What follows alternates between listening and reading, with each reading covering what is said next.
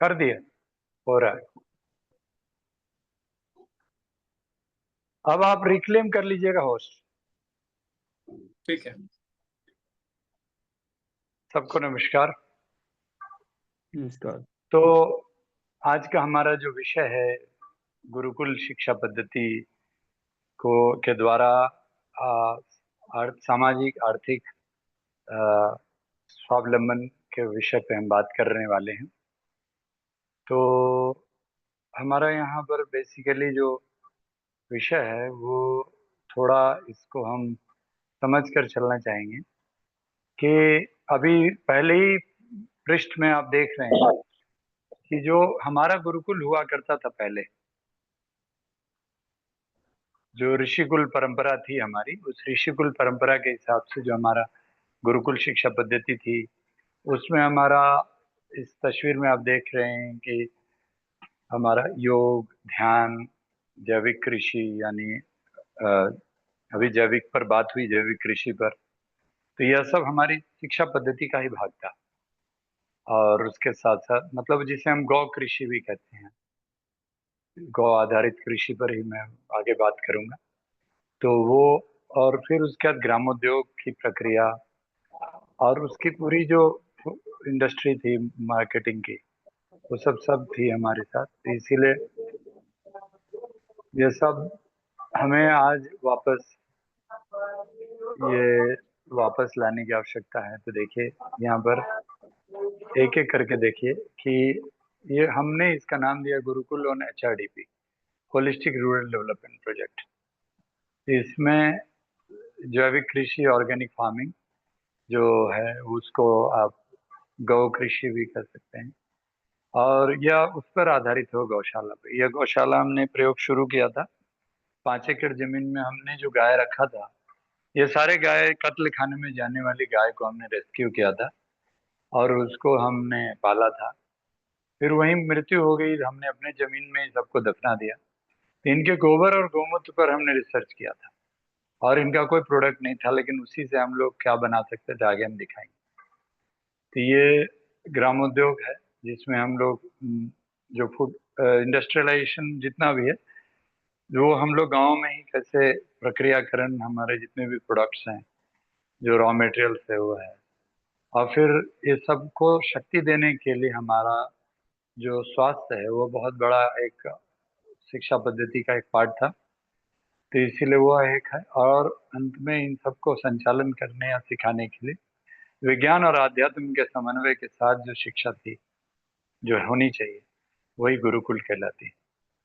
अब इसमें जो नेचुरल इको फ्रेंडली फार्मिंग यानी ऑर्गेनिक फार्मिंग, जिसमें हमने ऑर्गेनिक फार्मिंग को नेचुरल इको फ्रेंडली फार्मिंग हमने कई साइंटिस्ट को साथ साथ लिया। ठीक है। नॉट हियरिंग एनीथिंग, कौन लिख रहे हैं? आवाज आ रही है क्या अभिषेक जी? जी बोलिए, आवाज आ रही है आपकी? आवाज आ रही है? कोई जी मैसेज आया नॉट हियरिंग एनी? आ रही है। जी जी, हाँ, आपकी आवाज आ रही है। ठीक है, ठीक। चलिए, तो नेचुरल इको फ्रेंडली फार्मिंग जैसे आप ये नेचुको फार्मिंग, ये प्रोफेसर दाभोलकर जी का एक प्रयोग है जो आप परमाकल्चर के नाम से जाना जाता था। तो बिल मॉरिसन का ये एक अक्षय कृषि बोलते हैं, ये इसकी आप तस्वीर देख रहे हैं। इसमें मिक्स्ड फार्मिंग है पूरी तरह। और मिक्स्ड फार्मिंग में देखिए एक साथ 25 आइटम, सिर्फ वो 10 गुंठा का प्रयोग था। ये हमने इसका प्रयोग वहां पर किया था, यूसुफ मेहर अली सेंटर आपका, तारा गांव है आपका, पनवेल के आगे, पनवेल से पेन के रास्ते में। ये बॉम्बे गो हाईवे पर है। तो ये एक प्रयोग वहां किया था। फिर बाद में हरदा में आपके दीपक सचदे जी ने किया, जो अभी रहे नहीं। तो उन्होंने नर्मदा किनारे, माँ नर्मदा किनारे ये प्रयोग किया था। और ये कई जगहों पे किया गया। छत्तीसगढ़ में गौठान परियोजना में डॉक्टर प्रदीप शर्मा जी ने किया। तो ये अक्षय कृषि का बहुत अच्छा उदाहरण है। तो इसको हम लोग कर सकते हैं कि इसमें गंगा मंडल कहते थे इसको, माँ गंगा। मतलब हमारी जो बाथरूम का पानी होता है उसको साबुन यूज ना करें बाथरूम में।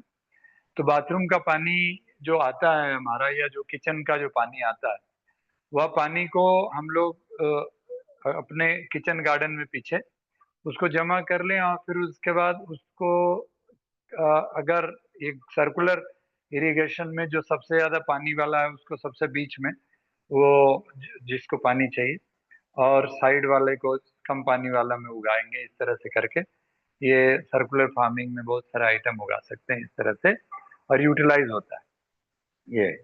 तो ये ऐसा करके ये प्रयोग है। तो ये सारे गुरुकुल पद्धति में था, राइट। अब इसकी जो आधार है, तो ये गौपालन पर आप देख लीजिए कि पंचगव्य जो है, दूध दही गोबर गौमूत्र, दूध दही घी गोबर गौमूत्र, तो ये पांचों गव्य जो हमारी है, ये इसकी पूरी औषध है। और उस औषध में आप देखिए कि 24 एलिमेंट सिर्फ यूरिन में, काउ यूरिन जो गौमूत्र है। और फिर इसके द्वारा जो बनाई जाने वाली पेस्टिसाइड्स और हमारे बायोगैस प्लांट है, और उसी के साथ साथ हमारी दूध के प्रोडक्ट्स, ये पूर्ण स्वावलंबन है। और इस पूर्ण स्वावलंबन पर काम की आवश्यकता है जो गुरुकुल में पढ़ाया जाता था, और ये बचपन से बच्चे सीखेंगे और ये करेंगे और इससे डेवलपमेंट होगा। ये एक है। उसके बाद अब ये इसकी हम प्रक्रियाकरण करेंगे। और जो पंचगव्य इंडस्ट्रियलाइजेशन है, वो देखिए, गौ पंचगव्य जो हमारी गौ कृषि है, उससे जो उत्पाद है, और प्लस हमारी जो ये है जो भी प्रोडक्शन है, जो फूड प्रोसेसिंग के अलावा जितने भी कॉटेज इंडस्ट्रीज है, वो सारे चीज यहीं पर हमारा प्रक्रियाकरण हो सकता है। तो हमने इस पर मतलब 4 लाइन ही बोला कि कच्चा माल हो जहां उद्योग लगे वहां, कच्चे माल की निर्यात बंद हो और पके सामान का आयात बंद हो, यदि वह स्थानीय सामाजिक आर्थिक क्षेत्र में उत्पादित हो सकता है। अभी देखिए, हमने पिछली बार भी बोला था कि जो मतलब कच्चा माल जो है, अभी यहाँ से हमने कुछ भी उत्पादन किया हमारा, जैसे बड़े लोग फक्र के साथ करते हैं एमपी का गेहूं है, तो मतलब क्या, अगर हरियाणा में गेहूं नहीं होता क्या, तो एमपी का गेहूं क्यों यहाँ पर सेल हो रहा है, एमपी के गेहूं के बारे में इतनी बातें क्यों हो रही। तो इसीलिए यह जो है एमपी में, उसको हम प्रक्रियाकरण करेंगे और उसको हम गेहूं नहीं बेचेंगे, हम वहां पर इंडस्ट्री लगाएंगे जो। और ये नेबरहुड डेमोक्रेसी में जो बात हो रही थी, यही है। So this is new humanist economics, जिस पर हम गुरुकुल की जो हमारी पूरी फिलॉसफी है, उस पर हम कुछ स्लाइड्स आगे दिखाएंगे। तो ये पूरा शिक्षा व्यवस्था जो थी, उसमें ये व्यवस्था ऑलरेडी था। ये अब इसका सारा चीज जो है, control of the economy should be in the hands of the local people, जो वहाँ के स्थानीय आदमी होंगे उस सामाजिक आर्थिक इकाई के, उनके हाथ में ये पूरी अर्थव्यवस्था होगी। अभी भूमि अधिग्रहण कानून के तहत में अभी जितने भी किसान हैं, हम विदर्भ में बहुत समय बिताए, तो विदर्भ में हमने देखा कि बहुत सारे डैम बने। अब डैम बने तो बहुत सारे 2013 के भूमि अधिग्रहण कानून के पहले जो उनको जो पैसे मिलने थे, उसके बाद 2013 के बाद उनको थोड़े किसानों को बहुत अच्छे पैसे मिले। तो किसानों ने आंदोलन वहां जो किया, वहां पर मैं जाकर के समझाया कि आप लोग जो विदर्भ के किसानों कपास बेचते हो, हजारों किलोमीटर दूर आपका कपास जाता है, आप कपास का कपड़ा क्यों नहीं बना पाते हो। तो वहां पर एक प्रहलाद नेमाड़े जी हुए। प्रहलाद नेमाड़े जी ने उस कपड़ा बनाने का प्रक्रिया किया, और उस प्रक्रिया में उन्होंने मतलब जो 30 स्पिंडल की का चरखा उन्होंने पावर चरखा से उन्होंने डेवलप किया अकोला जिला के आकोट में। तो इस तरह से बहुत सारे प्रयोग हो सकते थे।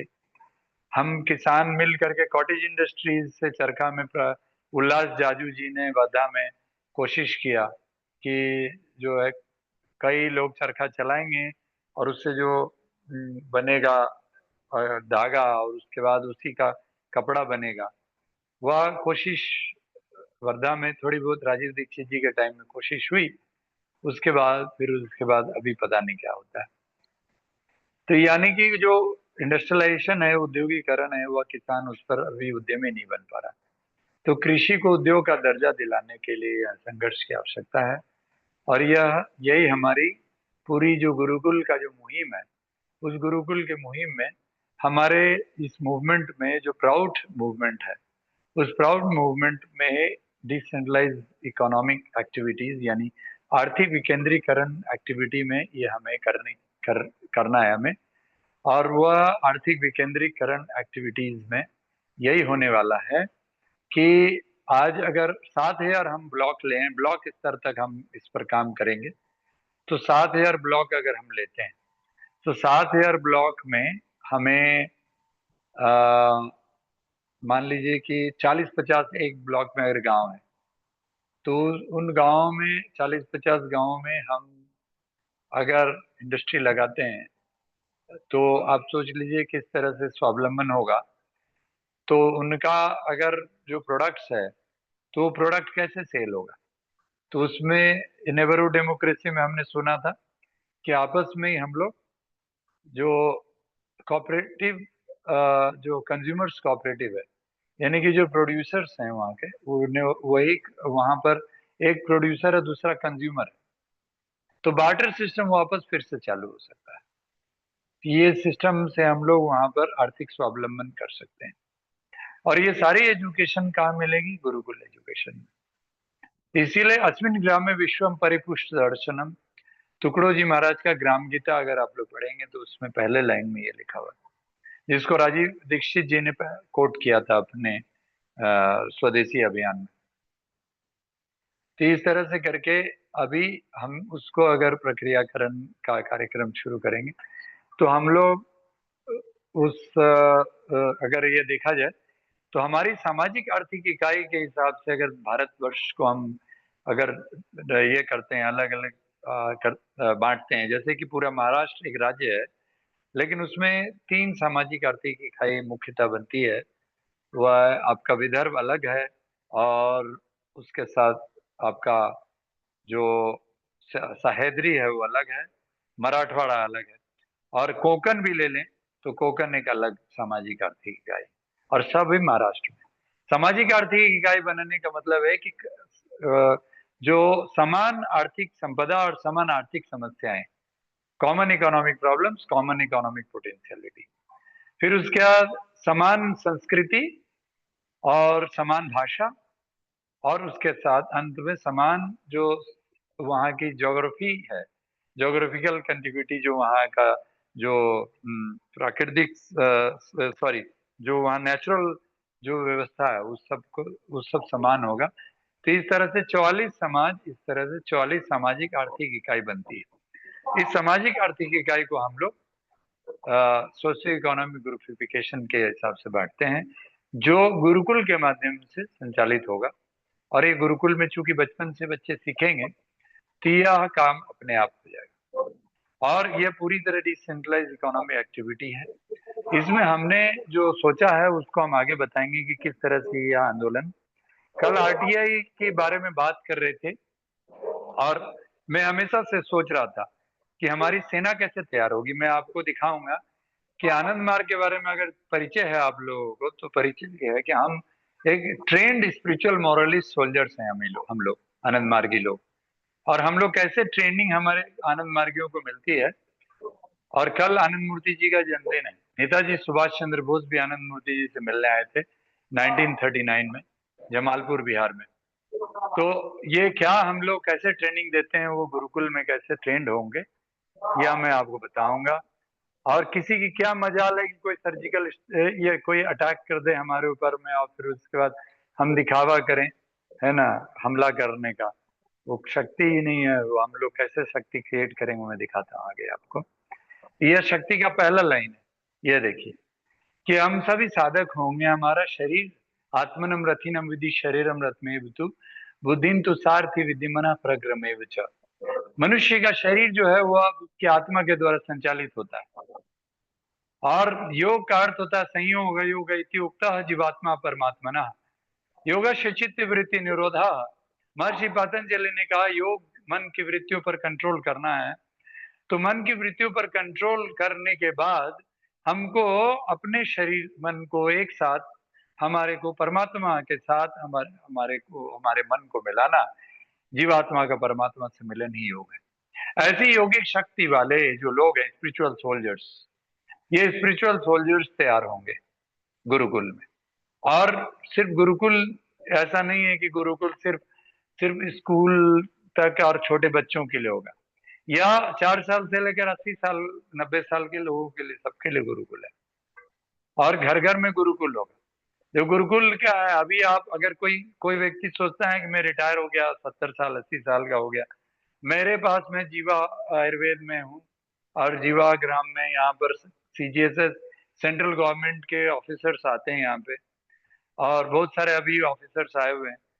तो वो सब लोग रिटायर हो गए हैं और उनको लगता है अब तो बस हम फ्री हैं, और उनको सरकार ने सीजीएचएस में फ्री ट्रीटमेंट दिया हुआ। तो आते हैं, पंचकर्मा कराते हैं, बस अपना परेशान रहते हैं, घुटने बदलवाना और ये सब को कैसे मैनेज करना है, डायबिटीज है, ब्लड प्रेशर, आर्थराइटिस है।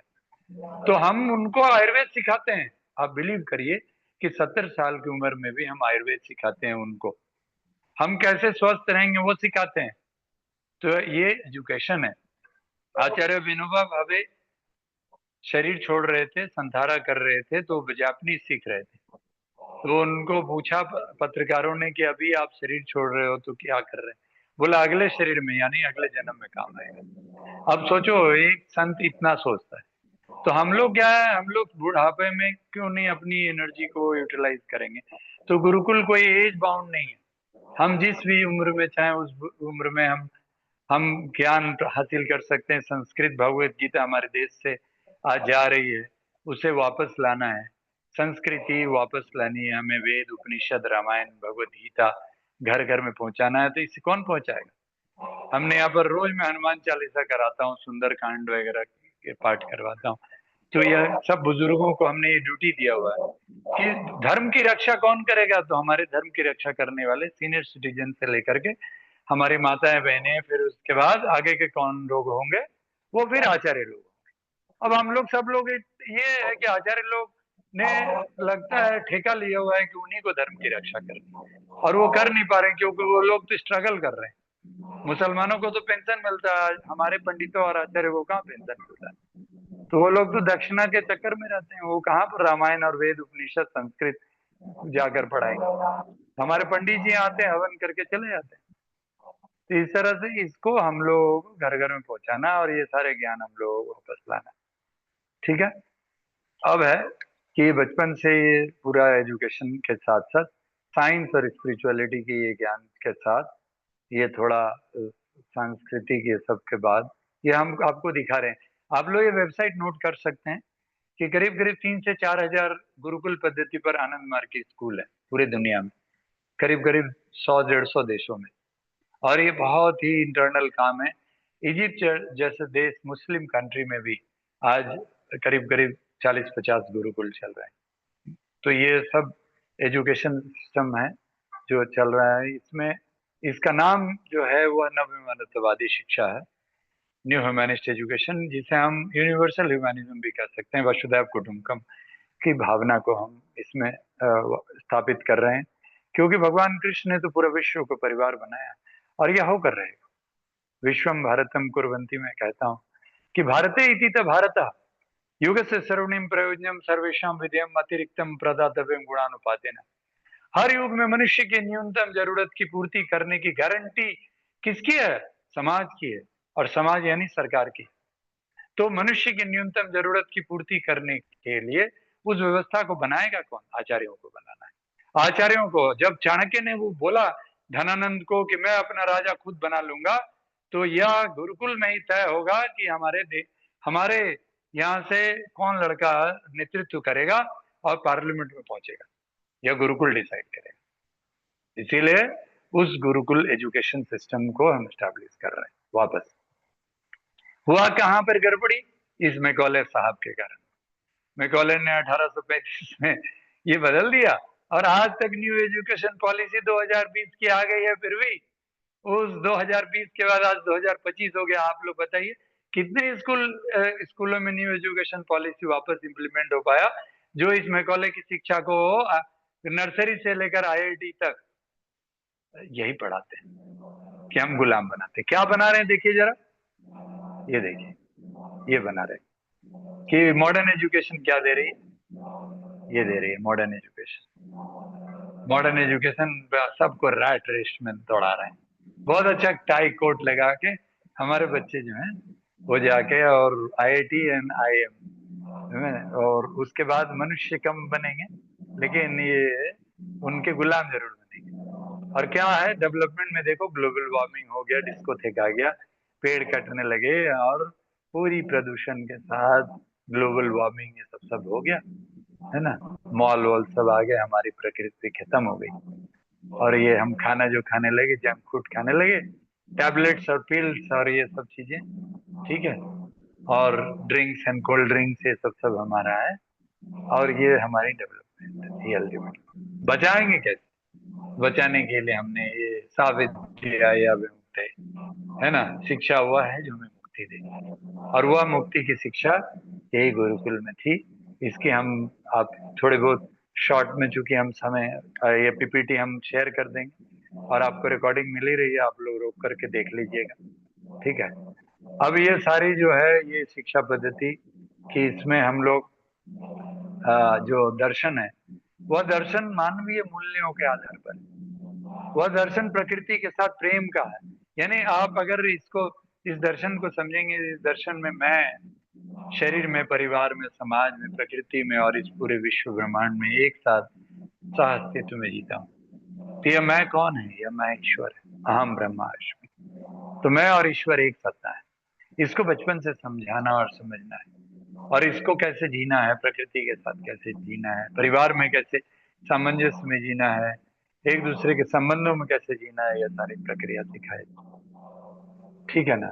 फिर उसके बाद इसमें कला, सेवा भावना, ये सब कर्तव्य परायणता, प्रेम, और जो मानव मानव मानव एक है, मानव का धर्म एक है, मानव की जाति एक है, ये एक जाति धर्म की भाषा, ये सब सीखेंगे। और ये मतलब ये कुछ पॉइंट्स हैं।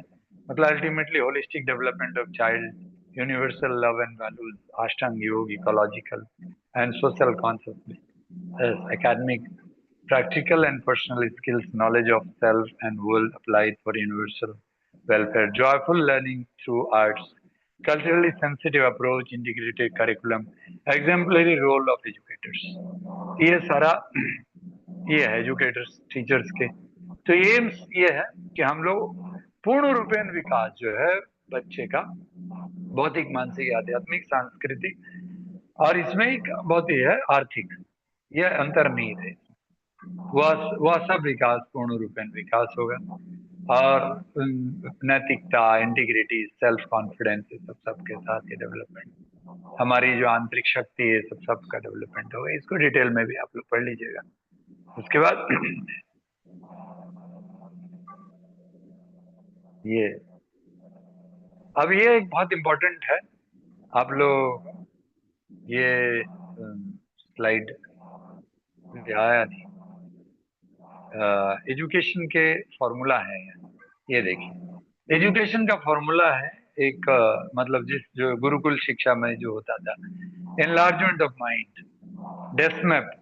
डेस्मैप का मतलब डिसिप्लिन, एटिकेट, स्मार्टनेस, मेमोरी और इंग्लिश प्रोनाउंसिएशन। अभी देखिए हम लोग अंग्रेजी, चूंकि जब मैकॉले आए ना, और मैकॉले जब यहाँ संस्कृति बदलने के लिए आए 1835 में, तो मैकॉले ने यहाँ संस्कृत के स्कॉलर्स डेवलप किए, और उन अंग्रेजों ने संस्कृत सीखा, और संस्कृत सीख के हमारी संस्कृति बदल दिया, और फिर अपनी शिक्षा घुसा दिया। तो हम अंग्रेजी सीख करके उनकी संस्कृति हम बदलेंगे ना। अभी देखिए हमारे जो, हम लोग जब गुरुकुल में गए तो हमारी जितनी भी एजुकेशन थी वो सब बेकार थी। और हमारी एजुकेशन जो हम इंजीनियरिंग, या हमारे पास हमारे गुरुकुल में आईआईटीएंस भी थे जो संन्यास लिए हुए थे, आचार्य बनने आए थे। तो ये सब बड़े पढ़ने लिखने के बाद प्रैक्टिकली हमें गोबर उठाना है, खेती करनी है, ग्रामोद्योग चलाना है, ये सब हम सीखने गए थे वहाँ। तो ये सारा चीज सीखने गए, लेकिन वहां पर बहुत सारे ऐसे लोग थे जो हिंदी बैकग्राउंड से आए थे, उनको अंग्रेजी सीखनी थी। क्योंकि अल्टीमेटली हमें इस विश्व स्तर पे उनके साथ हमें संस्कृत तो सीखना ही है, संस्कृत के साथ अंग्रेजी जानना है, क्योंकि हमें उनके साथ कन्फ्रंट करने के लिए उनकी भाषा जानना है। क्योंकि यूनिवर्सल लेवल पे अभी ये भाषा चल रही है। Universal outlook, character, active habits, trustworthiness, ideation of great. Ideation of great, परम पुरुष परमात्मा को हम हर कर्म में देखें और हर चीजों में हम अपने अंदर में बाहर में, यही धर्म है। और ये बचपन से सिखाने की आवश्यकता है। ओमनिशियंट ग्रेस मतलब परमात्मा हर जगह मौजूद है। और नाइस टेम्परामेंट, ये हमारे एजुकेशन का ये फॉर्मूला है। तो फिर do all the good you can in all the ways you can at all the places you can to all the people you can as long as ever you can. यानी सर्वे भवन्तु सुखिनः, सर्वे सन्तु निरामया, सर्वे भद्राणि पश्यन्तु, माँ कश्चित् दुख माप्नुयात्, माँ कश्चित् दुख भाग भवेत्। तो यह है एक्चुअली, तो यह इसका भाव है कि सभी सुखी हों, सभी रोगों से मुक्त हों, सभी हर चीज को शुभ दृष्टि से देखें, परिस्थिति के वश में किसी को कष्ट ना हो। और ये उसके कुछ एस्पेक्ट्स हैं जो हम गुरुकुल शिक्षा पद्धति में कि अर्थ साइंसेज, इकोलॉजी, फिर उसका physics, biology, geography, history, social science, psychology, Ashtanga yoga, supra aesthetics, music, arts, language, philosophy, biopsychology, physical education, communication, politics, research, science, mathematics, physics, economics, technology, IT, सब पढ़ाएंगे। मतलब ऐसा कुछ नहीं है जो हम मॉडर्न एजुकेशन के छोड़ेंगे। और yoga education in school, yes, ये पढ़ाते हुए, ये तो आधार है हमारा, ये education, yoga education in school, ठीक है। और ध्यान साधना, मेडिटेशन, यह बचपन से देखिए। छोटे छोटे बच्चों को आप देख रहे हैं ना कि हमारे गुरुकुल में पढ़ने वाले बच्चे ध्यान लगा रहे हैं, ठीक है, और ये ना आराम से कर रहे हैं। और फिर स्पिरिचुअलिटी, क्वाइट टाइम। स्पिरिचुअलिटी का मतलब ये नहीं है कि आप भजन कीर्तन कर रहे हैं तो आप स्पिरिचुअल हो गए। क्या आप प्रैक्टिकली उसको अपने लाइफ में, कर्म योग में, सेवा भावना में, मानव मानव के मूल्यों में, एक दूसरे के प्रेम में से इसको आप एस्टेब्लिश करते हैं, यही आध्यात्म, यही धर्म है। और इसके लिए जो हमारा शरीर है, वो शरीर की जो ऊर्जा केंद्र है, मैं इस पर डिटेल्स पे बात नहीं करूंगा। ये जो है पूरी साधना पद्धति, या हमारे साधक जो भी बढ़ेंगे, यानी कि 12 वर्ष की उम्र के बाद से यह ये साधना करेंगे, ये चक्र साधना, और उसको जोड़ेंगे पंचकोश। और ये पंचकोश की पूरी प्रक्रिया के साथ आप लोगों को जानकर खुशी होगी कि न्यू एजुकेशन पॉलिसी में अभी पंचकोशास बेस्ड एजुकेशन वापस ला रहे हैं, लेकिन अभी तक इम्प्लीमेंट नहीं हुआ है। और जीवा पब्लिक स्कूल जो 30 साल पहले स्टैब्लिश किया था फरीदाबाद में, डॉक्टर प्रताप चौहान जी और उनके भाइयों ने मिलकर, तो यह, और उनके जो फाउंडर है वो आईआईटीएन है, यानी आईआईटी से बीटेक एमटेक करने के बाद मल्टीनेशनल में जॉब करने के बाद संन्यास लिया। वो वृंदावन में सन्यासी हैं, स्वामी सत्यनारायण दास जी महाराज। तो ये लोगों ने जीवा पब्लिक स्कूल शुरू किया। तो जीवा पब्लिक स्कूल का मैं बात इसलिए कर रहा हूँ कि उनको गवर्नमेंट ऑफ हरियाणा ने ये न्यू एजुकेशन पॉलिसी में इस पंचकोश को पढ़ाने के लिए एक मॉडल स्कूल के रूप में सेलेक्ट किया है। और हमने गुरुकुल एजुकेशन सिस्टम पर उसको डेवलप किया है। और राजस्थान सरकार ने भी इस शिक्षा पद्धति को स्वीकार किया, और उनके एजुकेशन मिनिस्टर के साथ भी बातचीत चल रही है। पंडित दीनदयाल उपाध्याय स्मृति संस्थान के माध्यम से डॉक्टर विनोद शुक्ला जी, जो पंडित दीनदयाल जी के भतीजा हैं, उनके परिवार से हैं, तो उनके माध्यम से, और हम अभिषेक जी के साथ ये सब कर रहे हैं हम लोग। तो ये है अलग अलग, देखिए, लेवल्स ऑफ माइंड्स को हम लोग कैसे डेवलप करेंगे। अन्नमय कोश का विकास कैसे करना है, अन्नमय कोश, फिर उसके बाद प्राणमय कोश, मनोमय कोश, फिर उसके ऊपर हमारा जो है विज्ञानमय कोश, इस सब के कोशा जो पंच कोश हैं उसको डेवलप करने की एजुकेशन करिकुलम है। और आनंदमय कोश या हिरणमय कोश भी कहलाता है, ये सब करेंगे। और उसके बाद फिर टीचर्स, जो शिक्षक हैं, उन शिक्षकों के अंदर क्या गुण होने चाहिए और उस शिक्षक को कैसे हम लोगों को तैयार करना है, उनकी कौन सी गुण होनी चाहिए, सब इसमें लिखा है। और उनकी डेवलपमेंट का एक अलग प्रोसेस और प्रक्रिया है। और जो शिक्षक हैं के साथ जो ये विद्यार्थी हैं, वो विद्यार्थियों के गुण हैं, ये दोनों इम्पोर्टेंट है। और जो है, देखिए, अब संदीपनी मुनि के आश्रम में यहाँ पर और गुरुकुल में जो था, ये सब संत मतलब हमारे भगवान के ही आश्रम जो वो वहाँ ऋषिकुल परंपरा में वो लोगों ने ही भी पढ़ा। स्वयं परमात्मा भी जब धरती पे आए थे, और द्रोणाचार्य की इस ये में भी ये हुआ। ये था गुरु शिष्य परंपरा में छत्रपति शिवाजी महाराज के गुरु स्वामी समर्थ रामदास और स्वामी विवेकानंद के गुरु आपके रामकृष्ण परमहंस। और हमको सबको पता ही है, यदा यदा ही धर्मस्य ग्लानिर्भवति भारत अभ्युत्थानम अधर्मस्य तदात्मानं सृजाम्यहम् परित्राणाय साधूनां विनाशाय च दुष्कृतां धर्म संस्थापनार्थाय संभवामि युगे युगे। हम यहाँ पर भगवत गीता से हम नेचुरोपैथी भी पढ़ाते हैं। भगवान कृष्ण ने अर्जुन को वहां पर खाना खाने का भी श्लोक सिखाया उस युद्ध भूमि में, क्योंकि उनको पता था कि कलयुग में लोग बड़े भोगी होंगे और खाना खा के डायबिटिक होंगे, ब्लड प्रेशर की बीमारी होगी, और फिटनेस खराब खत्म करेंगे, शरीर को खराब करेंगे, एसिडिटी के शिकार होंगे।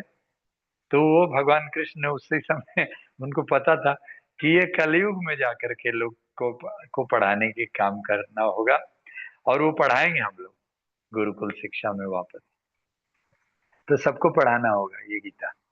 अब ये हम लोग तैयार कैसे करते हैं स्पिरिचुअल सोल्जर्स, क्योंकि मैंने शुरू में बात किया कि हमारे जो स्पिरिचुअल सोल्जर हैं उनको हम लोग ये 16 नियम में प्रतिष्ठित कराते हैं, और ये हम सब लोग कर सकते हैं। योग का ये बहुत ही पहला पॉइंट जो देखिए, ये हमारा पंच स्नान की पहली पॉइंट है कि use of water after urination, यानी यह शुद्धि क्रिया जो होती है ना, कि जैसे ही हम मूत्र त्याग करते हैं, तो मूत्र त्याग के बाद हमें जल से धोना चाहिए, दोनों पुरुष स्त्री दोनों को। अब जल से धोना चाहिए, तो यह मुसलमान लोग कर रहे हैं और ये वेद में लिखा हुआ है। अब उससे क्या होगा, यूरिनरी ब्लैडर स्टोन और किडनी स्टोन की जो प्रॉब्लम है, क्योंकि यूरिन जो हमारी ट्रैक होती है उसमें जब यूरिन पास होता है, उसके बाद कुछ यूरिन ड्रॉप्स वापस चला जाता है। तो जब ठंडे पानी डालते हैं तो वह फिजिक्स का नियम है, कॉन्ट्रैक्शन होता है, और कॉन्ट्रैक्शन के यूरिनरी ट्रैक में कॉन्ट्रैक्शन होगा, और वो जो जो यूरिन के पेशाब के जो एक दो बूंद है वो वापस हम बाहर निकल जाएंगे, और शुद्धि क्रिया बनी रहेगी। और फिर उसका male should either be circumcised और keep the foreskin pull back at all time. अब ये जो जो हमारे जो शिश्न है उसको उसके अग्रभाग को पीछे की तरफ खींचना, यह यह प्रक्रिया है जो जो इसके कारण मैथुन बढ़ता है। तो आहार निद्रा भय मैथुन सामान्य में तत् पशु धर्मो ही तेषाम दिग विशेषो धर्मिणी न पशु भी समाना। खाना खाना, सोना, डरना और संभोग करना ये पशु का काम है। मनुष्य कौन है जो इन पर नियंत्रण करेगा, वही धार्मिक है। जो इन पर नियंत्रण, धर्म हो ही तेषाम दिग विशेषो धर्मिणी न पशु भी समाना। मनुष्य वो है जो धर्म के रास्ते पर चलेगा, भगवत धर्म सनातन धर्म के रास्ते पर चलेगा। और वह धर्म यही है कि आप आहार निद्रा भय मैथुन पर नियंत्रण करेंगे।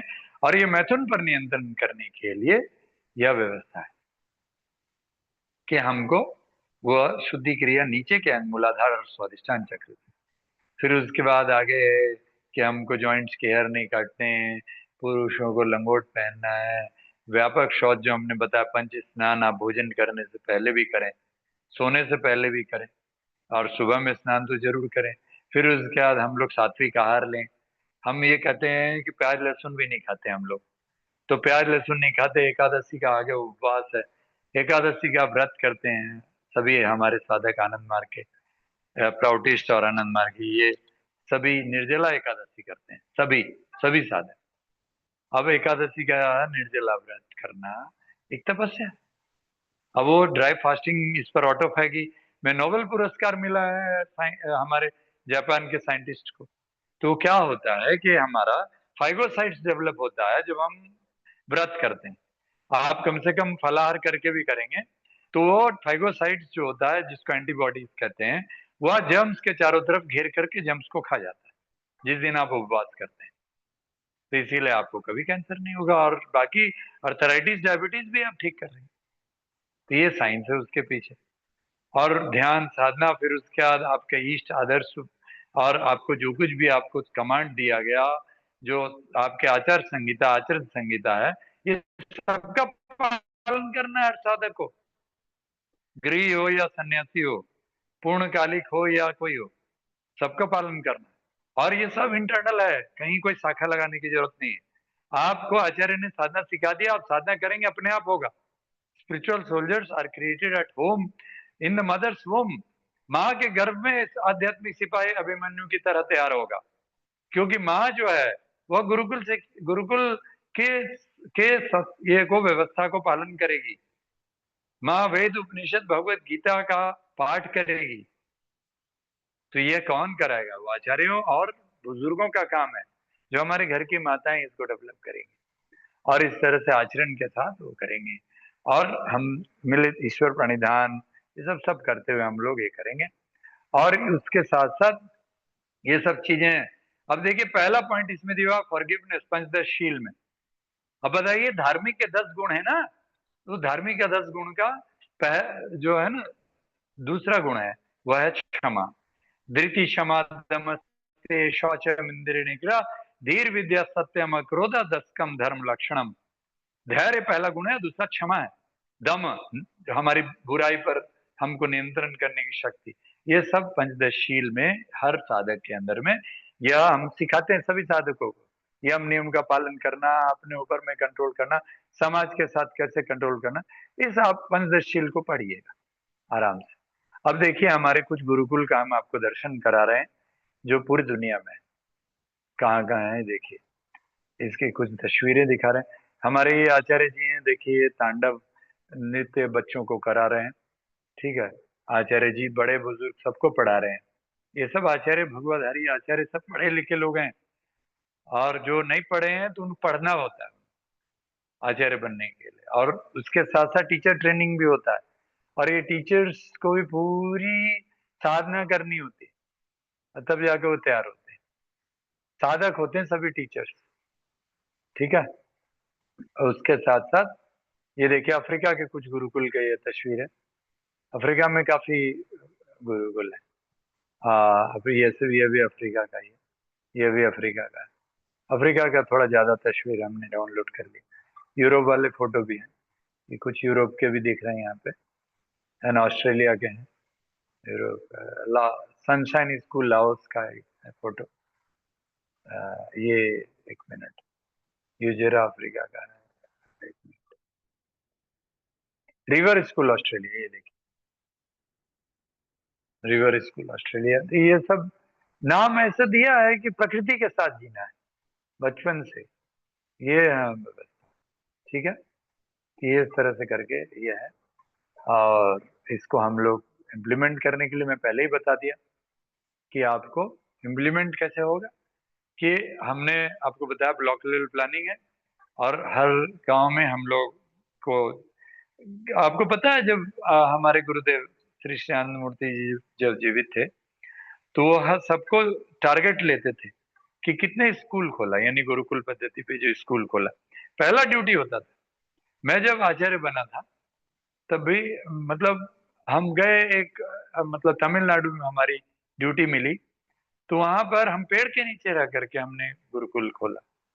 4 आदमी मिल गए, बच्चे मिल गए, हमने पढ़ाना शुरू कर दिया। तो ऐसे ऐसे हैं बहुत, मतलब हमें पैसे मिले, हम लोग कई घरों में सॉरी लोगों के पास जाते थे, हम बच्चों के लिए कपड़े स्कूल ड्रेस दिलवा दो, किसी ने बच्चों के लिए बुक्स दिलवा दो, ये सब सब करवा दिया। बहुत समाज ये कर रहा है। हम बच्चों से ऐसा भी नहीं एकदम बिल्कुल निःशुल्क कर रहे हैं। बच्चे मतलब उनके अभिभावक जो दे सकते हैं, 30 रुपया, 40 रुपया, 100 रुपया, ऐसे करके थोड़ा पैसा आ जाता है। और बाकी डोनेशन से जो हमारे जो शिक्षक हैं, बड़े मिनिमम में शिक्षक चलते हैं, अब सोचो कि 5,000 10,000 रुपए में शिक्षक जो हैं अपनी जिंदगी चलाते थे, अभी ज्यादा मिलता होगा। और आ, वो अपना मिनिमम लाइफ होता है, क्योंकि वो खुद साधक होते हैं। तो इस तरह से करके ये चल रहा है, बड़ा प्रेम का एक्टिविटीज है। और चलते हुए ये सब चल रहा है। और इसके अलावा जो आज की जो पूरी जो एजुकेशन है गुरुकुल की, उसमें भी है बहुत सारे वैदिक गुरुकुल हैं इस देश में। पाणिनि गुरुकुल को हमने विजिट किया था ग्रेटर नोएडा में, वहाँ हमारा एक योग केंद्र था। तो हमने देखा कि बच्चों को मॉडर्न एजुकेशन के साथ वहाँ पर भगवे वस्त्र धारण करके भी वो संस्कृत पढ़ा रहे हैं स्वामी जी। थोड़ा सा दुखद बात ये हुई, मैं वृंदावन में जब गुरुकुल बनाने का कार्यक्रम शुरू किया तो मुझे पंडितों ने कहा कि यहाँ पर सिर्फ ब्राह्मण के बच्चे हम पढ़ाएंगे। तो हमने बोला जन्मना ब्राह्मण या कर्मणा ब्राह्मण? तो उन्होंने कहा जन्मना ब्राह्मण। तो हमने कहा वेद तो कहता है कि जन्मना जाते शूद्र संस्कार द्विचते वेद पठेद भवेद विप्रा ब्रह्म जानती ऐसा ब्राह्मण। मैंने कहा मैं भी दीक्षित ब्राह्मण हूँ, लेकिन मैं जन्मना ब्राह्मण नहीं हूँ। लेकिन आप आइए, मैं जितने पंडित यहाँ बैठे हैं सबके साथ साथ हम शास्त्रार्थ करते हैं। तो यहाँ पर भगवान कृष्ण ने भगवत गीता में पूरा दिया हुआ है। जो आप चतुर्वर्ण का पूरा जो भगवान कृष्ण ने वर्णन किया हुआ कि किस तरह से आज वो विकृति हुई है, तो उसको वापस लाने की आवश्यकता है। कि कोई अगर दलित है या किसी भी किसी भी माँ से जो कहा है कर्मणा वश्ल होती कर्मणा होत ब्राह्मणा, न जच्चा वश्ल होती न जच्चा होत ब्राह्मणा, हम कर्म से ब्राह्मण हो। तो जो बच्चा यह नहीं है, यानी माँ उसकी ब्राह्मणी माँ है, लेकिन उसका बच्चा हो सकता है क्षत्रिय बने। और एक शूद्र माँ है और उसका बच्चा हो सकता है पंडित बनेगा, ब्राह्मण बनेगा, आचार्य बनेगा। तो यह सब हमारे गुरुकुल में जहाँ मैं आचार्य बना बनारस में, वहां पर ही दीक्षा मिलती थी। और वो किस जाति से आया उससे कोई मतलब नहीं है। उसे उसे वेद पढ़ना है, उपनिषद पढ़ना है, षड दर्शन पढ़ना है, संस्कृत पढ़नी है। और वो उसमें वो पास कर जाता है, आचार संहिता का पालन करना है, साधना करनी है, एकादशी पूर्णिमा अमावस्या चारों उपवास निर्जला करना है। ये सब है, सुबह शाम ध्यान करना, ब्रह्म मुहूर्त में उठ करके 4 बजे सुबह उठ करके आपको योग साधना करना है। इतनी तपस्या करनी है। हम आनंद मार्ग की साधक आचार्यों की बात कर रहे हैं। ब्रह्मचर्य का पालन करना है। हम लोग प्योर नैष्ठिक ब्रह्मचर्य का पालन करते हैं, यानी वीर्य स्खलन हो गया तो आपको फिर 12 घंटे निर्जला व्रत करना है। तो इस तरह से ऐसी साधना है। तो ये साधना है। और वो साधना को करने वाले जो साधक हैं वो साधक वो होंगे। अब शाम के टाइम में एक बार हम वृंदावन में थे, तो वृंदावन में शाम के टाइम में लस्सी पिला रहे थे सबको। एक सत्संग हुआ, वहाँ पंडित लोग प्रवचन दे रहे थे। तो हमने हमने लस्सी नहीं पिया। तो बोले आचार्य जी आप लस्सी नहीं पी रहे हो? हमने कहा नहीं, ये लस्सी अभी विरुद्ध आहार है संध्या काल के बाद। क्योंकि भगवान कृष्ण ने ही बोला युक्त आहार विहारस्य युक्त चेष्य कर्मशु युक्त स्वप्न बोधस योग भवति दुखा। कि जो आपका आहार है वो सही होना चाहिए, विरुद्ध आहार नहीं होना चाहिए। राजीव दीक्षित जी ने कितना बताया इसके बारे में। तो राजीव दीक्षित जी पंडित हुए ना। तो इस तरह से हमें उसको वापस इस तरह वापस करनी है। और यह पूरी प्रक्रिया हमको गांव गांव में स्थापित करनी है, ब्लॉक लेवल प्लानिंग के माध्यम से हम लोगों को करना है। अंत में चलते चलते मैं आपको बता दूं कि हमारे जो स्पिरिचुअल सोल्जर्स हैं, जो हमने स्पिरिचुअल सोल्जर्स का ये जो बताया 16 पॉइंट्स, तो ये स्पिरिचुअल सोल्जर्स हमारे जो तैयार होंगे वो सब इस तरह से ये 16 नियम का पालन करने वाले। तो ये स्पिरिचुअल सोल्जर्स जितने भी होंगे, ये जहां भी होंगे, जो पैदा होंगे, है ना, वो तो बॉर्न होंगे, लीडर्स आर बॉर्न। हमें कल्टीवेट करने की जरूरत है, वो मिल जाएंगे, अपने आप रहते हैं। जिनके अंदर जुनून होगा, सेवा भावना होगी, तो वो सब लोग को ये काम होगा। और ये सब स्पिरिचुअल सोल्जर्स ये होंगे। और ये सब का काम है। और इन सबों को अभी स्पिरिचुअल सोल्जर्स को हम कोई आनंद मार्ग की परिकल्पना आपको हम नहीं देना चाहते। मैं खुद आज आनंद मार्ग का एक मेंबर नहीं हूँ, मैं सबका मेंबर हूँ। और मैं आनंद मार्ग से बाहर आने के बाद हमने सर्वोदय के साथ भी काम किया, आज पंडित दीनदयाल संस्थान के साथ काम किया, अभी मैं जीवा आयुर्वेद के साथ काम कर रहा हूँ। तो हमने सभी के साथ देखा काम करके कि सब अपने हैं। वसुधैव कुटुंबकम की भावना के साथ हम सबके साथ मिलकर काम कर रहे हैं। तो हम यह सिर्फ परिकल्पना हमने एक शेयर किया, चूंकि मैं वहां से आचार्य बना, इसीलिए उनकी कृतज्ञता और अपने गुरु के प्रति हम अपनी आस्था और श्रद्धा के साथ हम अर्पण कर रहे हैं। और ये सारे लोग तैयार होंगे, जहां भी जो स्पिरिचुअल मोरलिस्ट मिलेंगे वह हम उनको ट्रेनिंग देंगे। हमें कोई जरूरत नहीं गुरुडम की कि हम उनको, हम अपनी ही दीक्षा देंगे तभी वो तैयार होगा।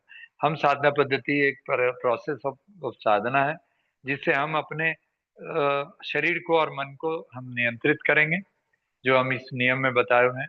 और हमारी जो प्रोसेस है, जो हमने पहले के स्लाइड्स में दिखाया कि कैसे हम गौ कृषि करेंगे, कैसे हम ग्रामोद्योग करेंगे, है ना, ये वापस मैं अंत में आ जाता हूँ कि वो सब हम करेंगे, है ना। और आचार्य जी, हमारा समय हम्म, जो आपको निर्धारित है वो खत्म हो चुका है। अब जी हम हाँ जी। सभी वरिष्ठ साथियों के जो यहाँ पर आज उपस्थित हैं, मैं एक बार नाम पढ़ देता हूँ। हमारे बीच में श्री अर्पित दासानी जी हैं, बलदेव राज सूद जी हैं, श्री कर्नल यूपी सिंह जी हैं, बिमल कुमार जी हैं, गोपाल प्रसाद जी हैं, महेश्वरी पांडे जी हैं, प्रदीप जी हैं, सचिन अवस्थी जी हैं, संजय समर जी हैं, श्री राय जी हैं और उत्तम सिंह नयाल जी हैं। कुल 14 साथी जुड़े हुए हैं। तो अभी बहुत सारे साथियों के प्रश्न होंगे और उन प्रश्नों से शुरू करते हैं। लेकिन पहला जो अ, मेरा प्रश्न है, मैं वो पूछना चाहूँगा। देखिए, देश में जो 2.5 लाख से ज़्यादा ग्राम पंचायतें हैं या 6.5 लाख से ज़्यादा गांव हैं, या 6,500 से ज़्यादा ब्लॉक्स हैं, डेवलपमेंट ब्लॉक्स, या 800 के करीब जिले हैं। तो ये जो गुरुकुल आधारित व्यवस्था है, हर एक गांव स्तर पर, ग्राम स्तर पर, इसको स्थापित करने के लिए बहुत सारे लोग प्रयासरत हैं, अलग अलग तरीके से प्रयास कर रहे हैं।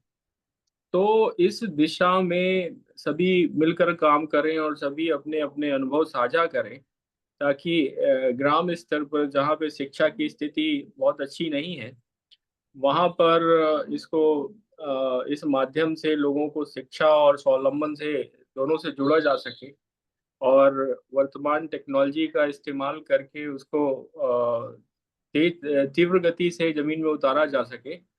तो इस प्रयास में जो भी काम आनंद मार्ग कर रहा है या अन्य संस्थाएं कर रही हैं, तो उनके बीच में सामंजस्य बैठाने के लिए और साथ ही साथ सामूहिक तौर पे काम करने के लिए किन चीजों की आवश्यकताएं हैं और क्या समस्याएं आ रही हैं जो आपने अनुभव की हैं, थोड़ा उसके बारे में बताइए।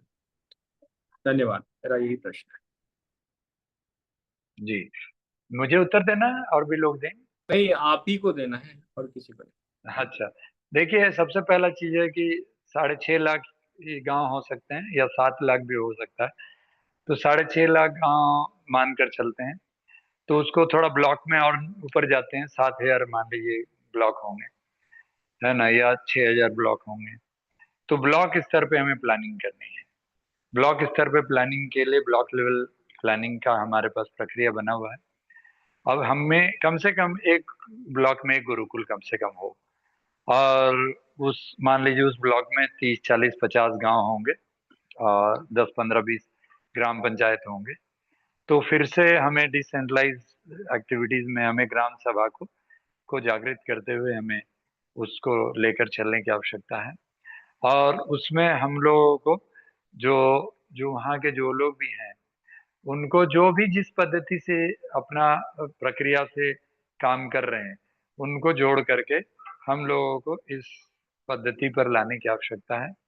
कि ये, जैसे मान लीजिए कि हम लोग एक ब्लॉक लिए, और उस ब्लॉक में हमें वहां पर कुछ ऐसे किसान हैं जो थोड़े से संपन्न हैं, और उनके बीच में हम लोग गए और उनके साथ हमने कहा कि हमें यहाँ पर कोई एक मॉडल बनानी है, तो आप जगह कितना दे सकते हैं। तो मान लीजिए कि उन्होंने कहा कि हम 2 एकड़ 3 एकड़ दे सकते हैं। तो फिर उस बाकी जमीनें जो हमें खेती के लिए चाहिए, वह खेती की प्रक्रियाकरण के लिए हम कोऑपरेटिव फार्मिंग कर सकते हैं, और कोऑपरेटिव फार्मिंग के लिए हम मोटिवेट कर सकते हैं धीरे धीरे फार्मर्स को, कि हमें पेपर में हमें सिर्फ हम जमीन का आवंटन रखेंगे, लेकिन मेड़ जो होगा वो मेड़ को हम तोड़ करके एक साथ हम लोग कोऑपरेटिव फार्मिंग कर सकते हैं, तो उसमें प्रोडक्शन डेवलपमेंट होगा। तो ये प्रोसेस गुरुकुल के माध्यम से मोटिवेट करके हम लोग कर सकते हैं, और बचपन से उनके बच्चे फिर उसके बाद उसमें सीखेंगे और उसको डेवलपमेंट करने के लिए काम कर सकते हैं। तो ऐसे करते हुए ब्लॉक लेवल से जा करके फिर उसके बाद हम लोग डिस्ट्रिक्ट लेवल तक हम लोग पहुंचेंगे। इसमें मान लीजिए एक ब्लॉक को हमने अगर स्वावलंबी बना दिया, तो उस ब्लॉक को हम लोग रेप्लिका मॉडल से एजुकेशन के रूप में फिर हम लोग आगे प्रोसेस डेवलपमेंट कर सकते हैं। इसमें एक ब्लॉक में मान लीजिए कि पूरा ब्लॉक भी स्वावलंबी नहीं हुआ। अब अन्ना जी के जैसे बात है कि अन्ना जी ने एक अगर मान लीजिए अपने गांव को बना दिया एक मॉडल गांव, हम उस लेवल से थोड़ा सा बड़ा की बात करते हैं कि मान लीजिए कि हम कुछ ग्राम पंचायत है जहाँ के कई कुछ गांव हैं, तो वहां पर हमने एक गुरुकुल बना लिया, मान लीजिए 10 15 20 गांव मिला के एक गुरुकुल बना लिया। तो उस गुरुकुल में मास्टर यूनिट बोलते हैं हम उसको, कि वो अपने आप में एक यूनिवर्सिटी की तरह काम करेगा, और वहां पर 5 से 10 एकड़ जमीन हमें वापस मिल गया, और उन लोगों के साथ मिल गया, कोऑपरेटिव में मिल गया, जिसमें कि उनको कोई जमीन डोनेट नहीं करना है। उस जमीन में उनको सिर्फ कंट्रीब्यूट करना है कि एक्टिविटीज ये होगी। 1 2 एकड़ तो बिल्कुल चाहिए, जो कि बिल्कुल गुरुकुल के ट्रस्ट बना करके उसको देने की आवश्यकता है। अब बाकी जो मान लीजिए उस ब्लॉक में जो बाकी गांव, अभी वहां पर मॉडल नहीं बना, लेकिन ट्रेनिंग के लिए हम वहाँ के युवाओं को, जो लोग इंटरेस्टेड हैं, जो डेवलपमेंट चाहते हैं करना, उनको हमने बुलाया और उनकी ट्रेनिंग कराया, वहाँ रहे, सीखे सेवा के रूप में। वहां पर ऐसा नहीं है कि आए कोई 15 दिन का कोई कोर्स करके जाना है, वहां रहना होगा, जीवन देना होगा, और जीवन दे करके वहां पर कार्यकर्ता के रूप में काम करना होगा उस गुरुकुल में। और वहां पर रह करके चाहे वो खेती करें, चाहे, और कोई कितना भी पढ़ा लिखा उसकी डिग्री का कोई वैल्यू नहीं है। यहाँ पर आपको गुरुकुल के नियम का पालन करना है। आपको गोबर भी उठाना पड़ सकता है, आपको गाय भी पालना है, खेती भी करनी है, आप ग्रामोद्योग भी सीखनी है। ये सब सीखेंगे, जब आप सीख लेंगे और आपको कॉन्फिडेंस आ गया, तो आप अपने गांव जाइए वापस, आप फिर इसी को डेवलप करने में लगाइए। तो इस तरह से हम लोग ट्रेनिंग देते हुए रेप्लिकेट करेंगे। तो हम लोग मान लीजिए कि अगर इसको और थोड़ा सा व्यापक लेते हैं देश भर के लिए, तो हम लोग एक ब्लॉक, हर ब्लॉक से हमें कार्यकर्ता नहीं मिलते हैं, पूरे देश के 7 हजार ब्लॉक से भी, तो हम लोग कम से कम जिला स्तर पे जा सकते हैं। 700 600 जिला, 700 जिला से हमको कार्यकर्ता लाने की कोशिश करें, जितने भी जिला से मिल जाए, तो कम से कम एक जिला में एक मॉडल बन जाए, फिर उसके बाद एक राज्य में बन जाए, एक सामाजिक आर्थिक इकाई में बन जाए। तो इस तरह से करके धीरे धीरे धीरे धीरे एक हम लोग इसको एक्सपैंड कर सकते हैं। धन्यवाद। धन्यवाद। अन्य साथी अपना प्रश्न पूछ सकते हैं, अपना माइक अनम्यूट करें और प्रश्न पूछें, या अपना हैंड रेज कर सकते हैं, हम उनका माइक अनम्यूट कर देंगे। सभी प्रश्न कर सकते हैं इस विषय पे, जो इस विषय पे आज चर्चा हो रही है। बलदेव जी। हाँ जी, हाँ जी। जी। मैं आचार्य से एक शंका का निवारण चाहता हूँ। आपने आचार्य जी, आपने जो एक गुरुकुल की बात करी है ना, तो जी प्रभु। मेरी आवाज आ रही है? हाँ, आ रही है, आ रही तो मैं ये जानना चाहता हूँ कि जैसे आपने कहा कि एक तो आनंद मार्ग की पद्धति है गुरुकुल की, और हमारे प्राचीन काल से जैसे भगवान राम वशिष्ठ मुनि के आश्रम में गए, वहाँ गुरुकुल वशिष्ठ का गुरुकुल था। भगवान कृष्ण संदीपनी आश्रम में गुरुकुल में गए। तो इसी प्रकार अपने देश में कई शंकराचार्य हैं जिन्होंने अपने गुरुकुल चलाए हैं। कई आश्रम हैं, 10 अखाड़े हैं, तो ये गुरुकुल चलाते हैं सब लोग। तो क्या इन सब का समन्वय होगा या केवल मात्र आनंद मार्ग की ओर से चलेगा सारा? नहीं, ये तो अगर होता तो मैं आनंद मार्ग में ही संस्था में ही रहता और आपके सामने भगवे वस्त्र पहन के बैठा रहता। तो मैं तो खुद ही इसका ये हूँ कि मैं सबको मिल करके काम करने की आवश्यकता है। क्योंकि यहाँ कोई आनंद मार्ग बोल करके, आनंद का मार्ग है ये, आनंद का मतलब ब्रह्म होता है, आनंदम ब्रह्म इत्याहु शास्त्र में लिखा हुआ है कि आनंद ही ब्रह्म है, ब्रह्म ही आनंद है। तो ब्रह्म के रास्ते पर चलने के लिए जो लोग भी आए हैं, चाहे वो आप संदीपनी मुनि के टाइम से बात किए और आज आज जो लोग भी चला रहे हैं, शंकराचार्य के लोग चला रहे हैं या कोई भी चला रहे हैं, जो भी अखाड़े चला रहे हैं, बस इम्पोर्टेंट ये है, जो मैं राजीव दीक्षित जी के साथ बात किया करता था कि राजीव भाई जब जब वो स्वामी रामदेव के साथ मिले और भारत स्वाभिमान का कार्यक्रम शुरू किया, तो हम लोग राजीव भाई के साथ, एक बार मैंने राजीव भाई के साथ चर्चा किया वर्धा में बैठकर। तो राजीव भाई को हमने ये जो मॉडल आज आपको दिखाए थे, आपको 20 साल पहले का ये पीपीटी है हमारा, ये बनाया हुआ। राजीव भाई उसमें थे, शरीर जीवित थे, तो हम उनसे बात कर रहे थे। तो राजीव भाई को हमने बोला, राजीव भाई ये सब चीज एक साथ करना पड़ेगा। हम सिर्फ अगर उनको आध्यात्मिक ज्ञान दे देंगे या वैदिक ज्ञान दे देंगे नहीं चलेगा, हमें योग आयुर्वेद वैदिक ज्ञान के साथ साथ हमें उनको गौ कृषि ग्रामोद्योग और मार्केटिंग भी सिखानी होगी, और ये मॉडर्न एजुकेशन भी देना होगा।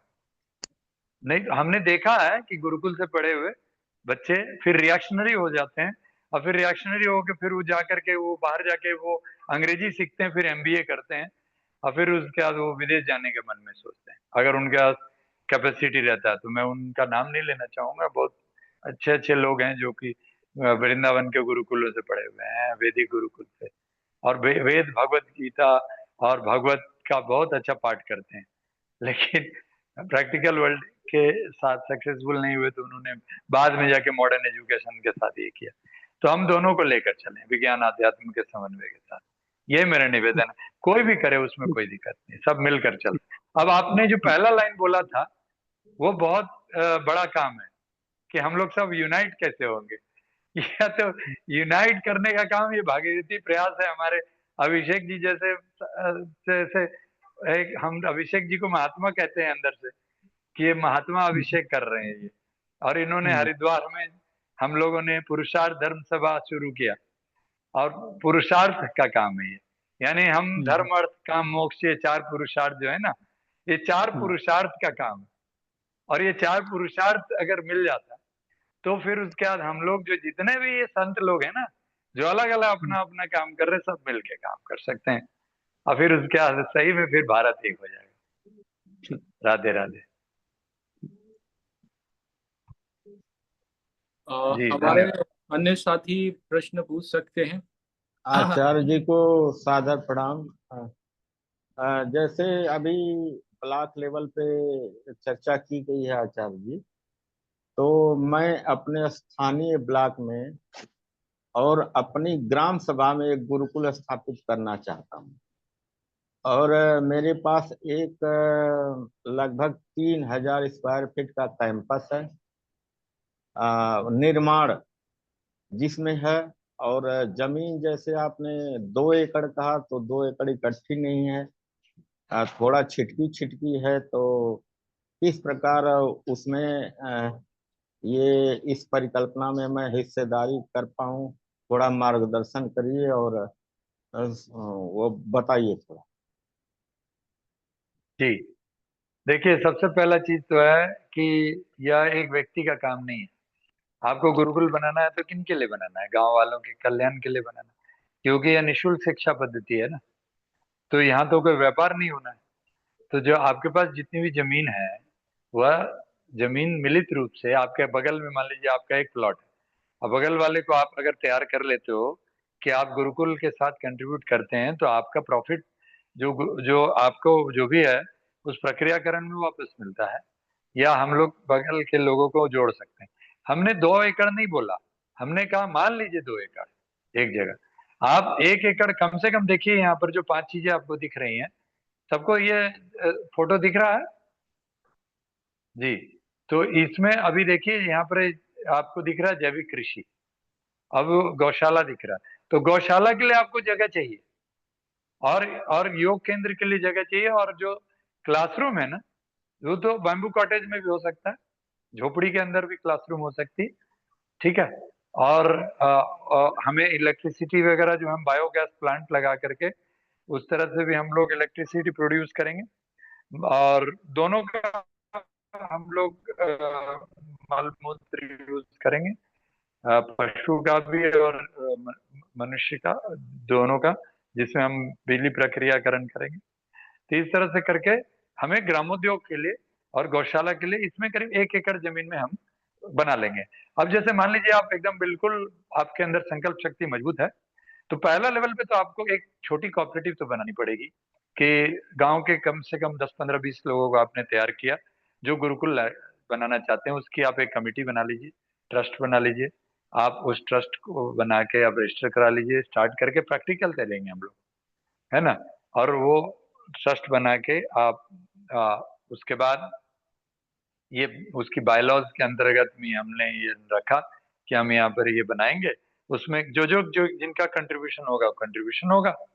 उसके साथ फिर हम लोग कोऑपरेटिव में आएंगे, और कोऑपरेटिव में आप लोग कोऑपरेटिव फार्मिंग कर सकते हैं, और कोऑपरेटिव यहाँ तक कि ग्रामोद्योग भी कोऑपरेटिव अलग अलग जगह लिज्जत पापड़ की तरह अलग अलग जगह प्रोडक्शन हो जाएगी, और उस प्रोडक्शन का फिर उसके बाद एक जगह पे वह डेवलपमेंट हो जाएगा। एक बार मैं आचार्य बालकृष्ण जी के साथ बैठा हुआ था, तो आचार्य बालकृष्ण जी ने मुझे कहा कि आंवला की प्रोडक्शन बहुत ज्यादा हो गई थी उत्तराखंड के गाँव में।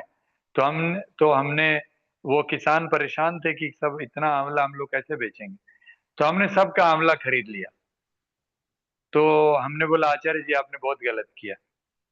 अब आचार्य बालकृष्ण जी को जब हमने बोला था, आचार्य जी को थोड़ा अचरज लगा कि गलत क्या किया, हमने सबको पैसे दे दिए। हमने बोला आपने ग्रामोद्योग के नियम का उल्लंघन किया, आप उन गांव में ही आपको लगाना चाहिए था आंवला का फूड प्रोसेसिंग इंडस्ट्री, और वहाँ कॉटेज इंडस्ट्री से फिर उसके बाद आपको वहां से आंवले का जूस मंगवाना था, और उसके आप फिर मार्केटिंग आप लोग आप अगर वो मार्केटिंग नहीं कर पाते तो आप फिर मार्केटिंग में हेल्प करेंगे। तो यह काम भी गुरुकुल का है कि उसके बाद फिर गांव वालों को हम लोग जोड़ेंगे, ठीक है। तो महेश्वरी जी ये मेरा निवेदन है कि आप स्टार्ट करिए, और हम लोग फिर इस पर प्रोसेस पर और मंथन करेंगे। ऐसा नहीं है कि मैं यहाँ बैठा हूँ और मैंने आपको बैठ करके आइडिया दे दिया और वो इम्प्लीमेंट हो जाएगा। धरती पर जब हम उतरेंगे तो बहुत सारे परेशानियां आएंगी, वहाँ के दबंग लोगों के साथ फिर आपको उनको समझाने में बहुत एनर्जी जाएगी, क्योंकि हमने हरियाणा के गाँव में बहुत प्रयास किया है, तो वहाँ भी हमें बहुत सारे संघर्ष हमें शामिल करना पड़ा, सफलता मिली नहीं मिली वाले हाल रही। इसीलिए आसान नहीं है, बोलना बहुत आसान है, लेकिन हम अभिषेक जी को पता है हम कोई मॉडल नहीं बना सके, मैं खुद व्यक्तिगत नहीं बना सका। जमीनें पड़ी हुई है, बहुत जगह जमीनें हमें मिली हुई है, ठीक है ना। जैकी श्रॉफ जैसे व्यक्ति ने मुझे जमीन दिया, 9 एकड़ जमीन महाबलेश्वर में, मैंने उनको थोड़ा सा योग साधना का चर्चा किया था, इतने प्रभावित हुए कि खुद महाबलेश्वर में मुझे जगह दिलाया। उसके हम कुछ नहीं कर पाए उस जगह का, इसीलिए दिक्कतें हैं। जमीन बहुत होने से नहीं होता, आपके अंदर भागीरथी प्रयास की शक्ति होनी चाहिए, दोनों रूप में, कि आप नेगेटिव एनर्जी से फाइट करते हुए संकल्प को लेकर चलते हैं। और बाधा से युष्मान शक्ति से स्थापित लक्ष्य, लक्ष्य आपने अगर ले लिया तो कितनी भी बाधाएं आएंगी हम उसे पूरा करेंगे, मतलब लड़ते हुए हम अपने लक्ष्य को निर्धारित करेंगे और उसे हम पूरा करके रखेंगे। जी धन्यवाद। आचार्य जी, मेरी बड़ी इच्छा है कि ये शुरू हो तो आपके कोई सहयोगी आप स्वयं मेरे जनपद में कभी आने का समय निकाल पाए तो बड़ी कृपा होगी, साइट विजिट करने के अरे लिए। नो प्रॉब्लम प्रभु, कभी भी हम लोग समय निकाल लेंगे, ये सब तो नेक काम है। समय निकाल लेंगे, हमारे कोई ना कोई साथी पहुंच जाएंगे, ये जो लोग भी अनुभवी लोग हैं, है ना, और उनके साथ मिल के करेंगे। यह एक व्यक्ति का काम नहीं है, सब मिल करके करेंगे, और हम लोग मिल करके बात करेंगे। और व्यक्तिगत रूप से भी मैं नंबर भी डाल देता हूँ अपना, है ना, तो व्यक्तिगत रूप से भी आप हमारे साथ टच में रहिए। जी गोपाल प्रसाद जी, आपने कुछ पूछा था कि नमस्कार। दिल्ली में हमारे कई केंद्र हैं, है ना, जिससे मैं टच में नहीं हूँ डायरेक्टली, लेकिन वो आनंद मार्ग के केंद्र हैं। जी बोलिए। हाँ जी। मैं एक्चुअली हाँ थोड़ा सा लेट ज्वाइन हुआ था। आप किससे, गोपाल जी जवाब देंगे कि मैं दूं, मैं कोई सवाल पूछूं? नहीं, आप हमसे पूछ सकते हैं, आपका सवाल क्या है बताइए। हाँ जी, मैं थोड़ा सा लेट ज्वाइन हुआ था, तो मेरे को एक दो सवाल थे। एक जो आपका ये अनंतनाग जो आपने गुरुकुल का बनाया है, तो ये मतलब इसका जो मेन जो फाउंडर और ओनर और मेन ब्रेन कौन है, मतलब उसके पीछे का। और दूसरा मेरा सवाल ये है कि इसमें जो जितनी भी शिक्षा होगी, जो आपने बीच में बताया था न्यू एजुकेशन और ये सारी चीज़ें, तो वो सारा का सारा अंग्रेजी माध्यम से ही होगा कि अन्य विकल्पों पे भी इस पे विचार किया जाएगा। और तीसरा सवाल ये है कि जो अपने जैसे आपने बताया कि ब्राह्मणों के अलावा अन्य वर्ग भी गुरुकुल में जाएगा, जो शायद बहुत सारे गुरुकुल में ऐसा नियम है कि नहीं जाते। तो आपने बोला कि कर्म से ब्राह्मण होना चाहिए। तो मेरा ये पूछना है कि अब जैसे अगर कोई आदमी कर्म से ब्राह्मण नहीं है और जन्म से ब्राह्मण है, और या कोई भी है एक्स वाई जेड, तो उन लोगों में अलग अलग स्किल सेट्स, जैसे कुम्हार है, अगर किसी भी बच्चे में कुम्हार की वो स्किल्स ज्यादा है, तो उस हिसाब से वर्गित करेंगे कि मतलब ऐसा कोई सिस्टम है अभी आपके गुरुकुल में चल रहा है वैसा? ठीक है। अर्पित जी, बहुत बहुत धन्यवाद। पहले तो ये बता दूं कि आनंद मार्ग का प्रोजेक्ट नहीं है ये। मैं आनंद मार्ग से आचार्य बना, इसीलिए मैं आनंद मार्ग की पद्धति को बताया। ठीक है। और चूंकि हमने रिसर्च किया था और बाकी लोगों को भी हमने जोड़ा, इसमें बहुत सारी बातें कुछ ऐसी हैं जो कि डायरेक्टली आनंद मार्ग का नहीं भी है। तो यह आनंद मार्ग के बारे में से बता दूं, चूंकि यहाँ गुरुकुल.edu वेबसाइट हमने जो बताया था वह आनंद मार्ग का, आपने वो वेबसाइट देखा होगा, लास्ट के स्लाइड्स में था। तो गुरुकुल.edu में आपको करीब करीब कई गुरुकुल, कई वहां पर जब आप अलग अलग कंट्रीज पर क्लिक करेंगे तो उसमें कुछ आपको एड्रेसेस भी मिलेंगे। तो वो करीब करीब 2-3 हजार की संख्या में होंगे, मुझे एग्जैक्टली पता नहीं, क्योंकि आनंद मार्ग से बाहर आए हुए मेरा 20 साल हो चुका है और मैं करीब करीब 30-35 साल से इस मिशन में हूँ। तो हमारा ये कहना है, आनंद मूर्ति जी इसके फाउंडर रहे। श्री प्रभात रंजन सरकार उनका सांसारिक नाम है, और उनका जन्म बिहार जमालपुर में हुआ था। और फिर उन्होंने आनंद मार्ग नाम की मिशन बिहार से शुरू किया, 1955 में रजिस्टर कराया। 1900 करीब करीब 30-35 के दशक में ही उन्होंने बहुत कम उम्र में, यानी अपनी उम्र के 10-12 साल की उम्र में ही उन्होंने मतलब यह जो विचार है, आनंद मार्ग का प्राउड विचार, उसको प्रसारित करना शुरू किया। और 17-18 वर्ष की उम्र में उन्होंने जो ये अमृत बाजार पत्रिका है उसमें उन्होंने आर्टिकल भी डाला था, आर्थिक आजादी आर्थिक लोकतंत्र के ऊपर, जिस पर ये पूरी गुरुकुल शिक्षा पद्धति आधारित है। तो नेताजी सुभाष चंद्र बोस उनसे मिलने जमालपुर गए थे, जिस उन्होंने ये साधना फिर उनको सिखाया था। तो ये उनका उनका परिचय है कि ये वहां से शुरू हुआ और आज 200 देशों में है आनंद मार्ग। और आप आनंदमार्गा.net, आनंदमार्गा.org ये सब देख सकते हैं। लेकिन ये उनकी कोई एक्टिविटीज को मैं प्रमोट नहीं कर रहा हूँ। मैं सिर्फ यहाँ पर यूनिवर्सलिज्म की बात कर रहा हूँ कि सब लोग कर सकते हैं। फिर उसके बाद आपकी दूसरी प्रश्न जो है कि आपका जो आपने ये बोला था ना कि जन्म से ब्राह्मण या जो होगा, उसके क्या दूसरा प्रश्न मैं थोड़ा भूल गया, क्या था दूसरा अर्पित जी? भाषा के ऊपर था, दूसरा भाषा के ऊपर था कि हाँ जो हाँ गुरुकुल है मतलब उनमें भाषा हाँ कौन सी हाँ। इस्तेमाल की जाएगी? देखिए यहाँ पर तो चूंकि मैं इंग्लिश में इसी लिखा था, इसीलिए इंग्लिश आपको दिख रहा है। भाषा इसमें 3 भाषा मुख्य होती है। एक भाषा है संस्कृत, आधार है, संस्कृत इंपॉर्टेंट है, सबको पढ़ना है। ठीक है। दूसरा है लोकल लैंग्वेज। लोकल लैंग्वेज भी कंपलसरी है। जिस भी क्षेत्र में या गुरुकुल बनेगा वहाँ की भाषा बच्चों को जाननी हो, और वो हम आज नहीं होता है। मतलब हमने कितने स्कूल देखे हैं वहाँ के लोकल लैंग्वेज बच्चे जो माँ बाप से सीख के आते, बस उतना ही है, लेकिन उसकी पूरी साहित्य नहीं पढ़ते और सब कुछ उसमें डेप्थ में नहीं जाते। तीसरा ये आपका जो इंग्लिश है, वो इंग्लिश इसीलिए हमने रखा है क्योंकि ये हमने बोला कि लिंग्वा फ्रैंका यानी ग्लोबल लैंग्वेज हो चुका है। और मैंने आपको इसका रीजन भी बताया, अगर आपने सुना होगा, कि जिस तरह से संस्कृत सीख करके और उन्होंने हमारी संस्कृति बदल दिया मैकॉले के लोगों ने, तो उसी प्रकार हम चूंकि वर्ल्ड वाइड हम इस व्यवस्था और शिक्षा को धर्म की स्थापना के लिए हम काम कर रहे हैं, तो हमें उनकी भाषा जाननी चाहिए और जानने के लिए जान करके तभी हम इंटरनेशनल लेवल पे, आप फिर फ्रांस में जा रहे हैं तो आपको फ्रेंच भी सीखना पड़ेगा, लेकिन आपका काम चल जाता है ये अंग्रेजी सीखने से कई देशों में। यही मेरा है जी। और तीसरा आपने प्रश्न किया था कि वो जाति वाला, यही है ना? जाति वाले में जो प्रश्न किया था अर्पित जी, कि जाति वाले में आपकी स्किल है, जो कि चतुर्वर्ण के हिसाब से जो भगवान कृष्ण ने जो भगवत गीता में बताया हुआ है 4थे अध्याय में, है ना? तो उस तरह से आपको वही नियम का पालन करना है कि आपको जिस भी स्किल में हो, आप कैसे किसी भी आप माँ के द्वारा आप जन्म लिए हो। अब हमारे पास बहुत सारे बच्चे हैं जो कि ये है, क्या नाम है,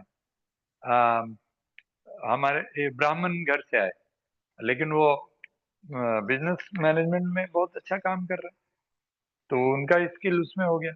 कुछ लोग फौजी हैं जो ब्राह्मण घर से पैदा हुए, जो क्षत्रिय हो गए वो। और जो हमने आपको बताया कि शूद्र घर में पैदा हुए बहुत अच्छे आचार्य हैं, बहुत अच्छे पंडित हैं, शास्त्रार्थ करते हैं, है ना, धारा प्रवाह संस्कृत बोलते हैं। तो वो किसी भी ये से जन्म से आए हैं, लेकिन उनकी स्किल जो है उनके कर्म के अनुसार डिसाइड होगी और वो उस क्षेत्र में काम कर सकते हैं। जी धन्यवाद। कुछ छूट गया क्या अर्पित जी, की हो गया आपका आंसर पूरा? नहीं, हो गया मेरा। तो मेरा ये जो भाषा का मेरा सवाल था उसका ये था कि हम तीनों भाषा तो सीखेंगे, पर जो एक मुख्य भाषा होती है, जैसे आज की स्कूलिंग सिस्टम्स में मुख्य भाषा हमारी अंग्रेजी है, मतलब सारे के सारे जो आपके विषय है वो अंग्रेजी में ही पढ़ाए जाते हैं। तो मैं जानना चाह रहा हूँ कि जो आपकी जो ये आपने जो भी शिक्षा व्यवस्था बनाए हैं, उसमें मुख्य भाषा जो सारे ज्यादातर मुख्य भाषा क्या होगी?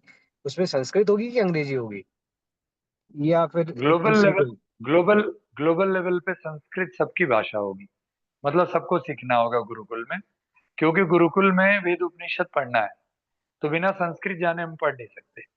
अब आप विश्वास कीजिए कि मैं 8वीं में संस्कृत पढ़ के तो अपना ग्रेजुएशन वगैरह बीएससी करके, और फिर मैं जब बनारस पहुंचा गुरुकुल में आचार्य बनने के लिए, तो मुझे संस्कृत पढ़ना पड़ा वहां फिर से, और संस्कृत व्याकरण पढ़ने के बाद मैं फिर वो वेद उपनिषद समझ पाया।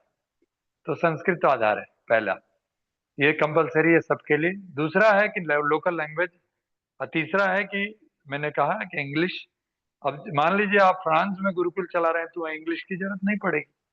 अब वहां पर चूंकि आप फ्रांस के पूरे देश के लिए आप कर रहे हैं, तो आप फ्रेंच पढ़ाते हुए आप पढ़ाएंगे, लेकिन अब आपको इंटरनेशनल है तो वो नॉलेज उनको होना चाहिए।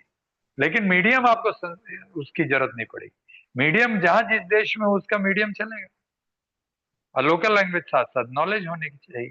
लेकिन एजुकेशन का जो करिकुलम मॉडल होगा, जिस देश में जो सिस्टम है उस सिस्टम को फॉलो करेंगे हम लोग, ठीक है ना?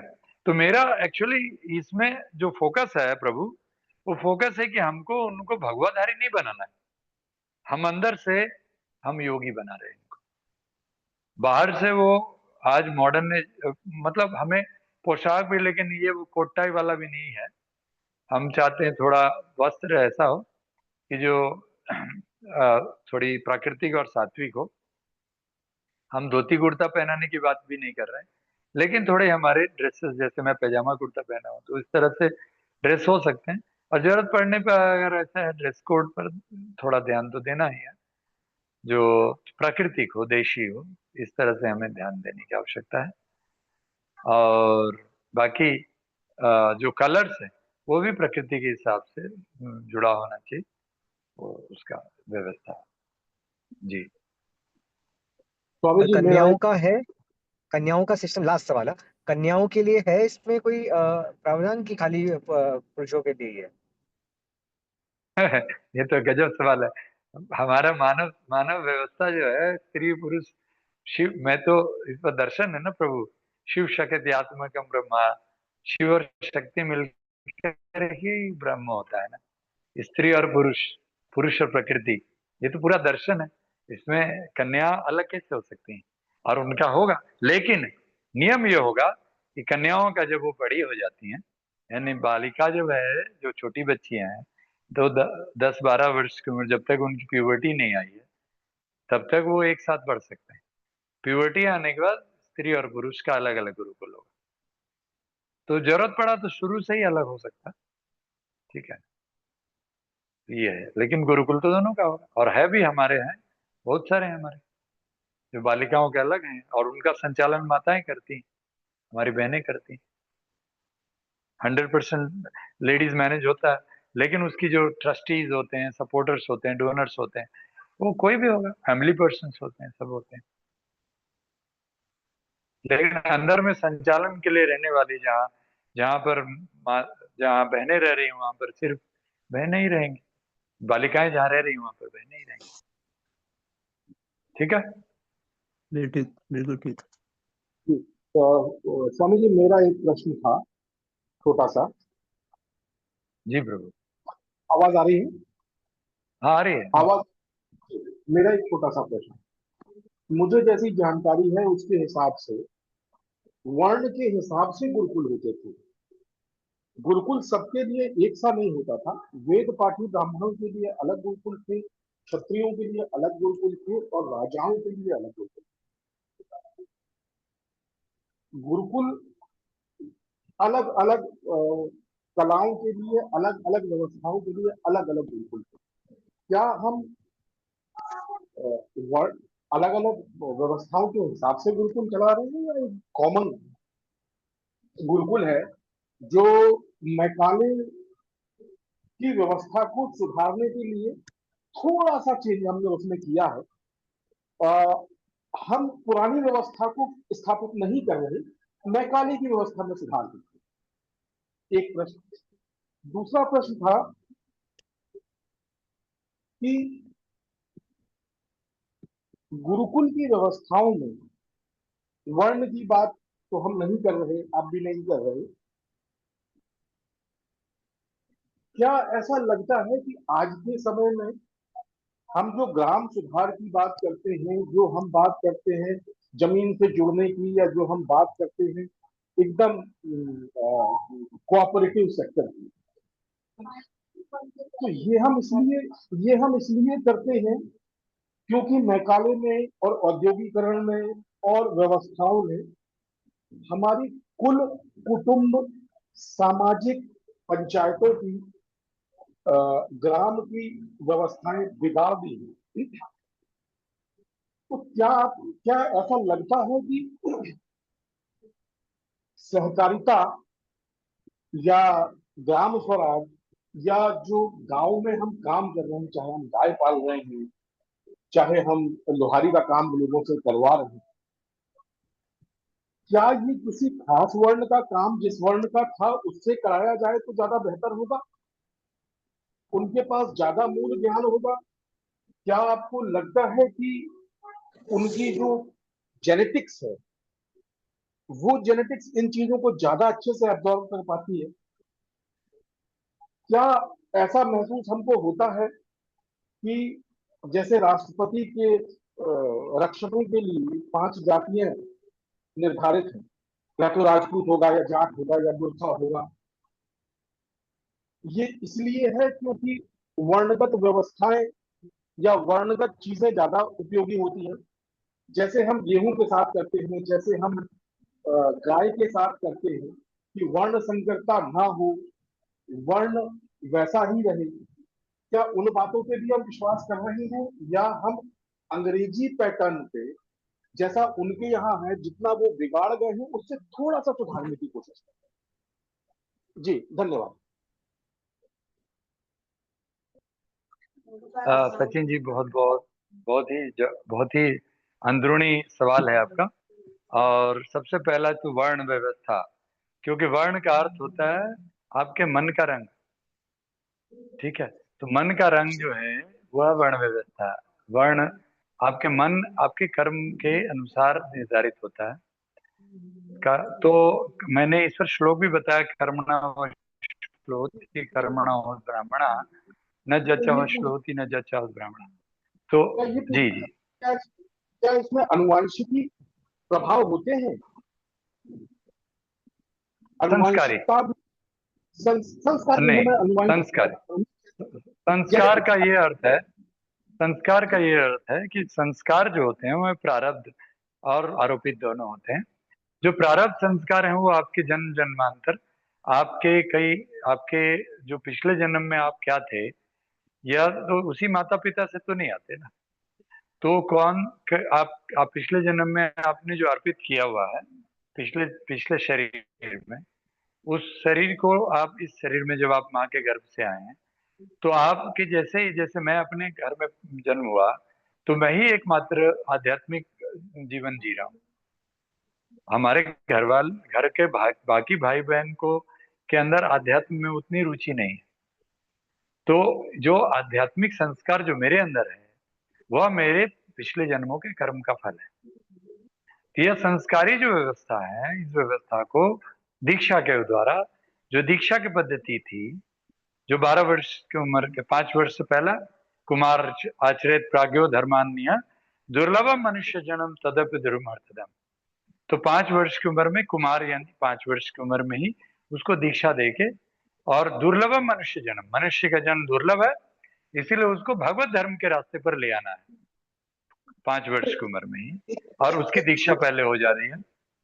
स्वामी मेरा जी प्रभु। मेरा प्रश्न संस्कार पे, मेरा प्रश्न इस बात पे है कि विशेषताएं जो है वो जेनेटिकली ट्रांसफर होती है या नहीं होती है, और अगर जेनेटिकली ट्रांसफर होती है तो फिर सबको मिक्सअप करने से बेनिफिट है या लॉसेज है? क्योंकि अगर हम गिर गाय की बात करते हैं और होलिस्टीन की बात करते हैं और दोनों को क्रॉस करते हैं, तो फिर हम क्यों बोलते हैं कि वर्ण संकरता गलत है? या जब हम घोड़ा खरीद के लाते हैं और उसको हम बैलगाड़ी में नहीं लगाते, बोले वहां के लिए बैल अच्छा है या वहां के लिए गधा अच्छा है या खच्चर अच्छा है, मुझे ऐसा एक मिनट, मैं आपके ये सचिन जी बहुत एक्चुअली लंबा हो जाएगा, क्योंकि आप जो एग्जांपल्स दे रहे हैं उसके लिए आपको थोड़ा सा वैदिक अध्ययन, हमें नहीं पता आप कितना किए हैं, मैं आपके साथ अलग से बैठूंगा तो समझ में आएगा। थोड़ा सा आप मुझे पूरा सुन लीजिए, आपके प्रश्न का उत्तर पूरा मिलेगा, बीच में आप थोड़ा रुकिएगा।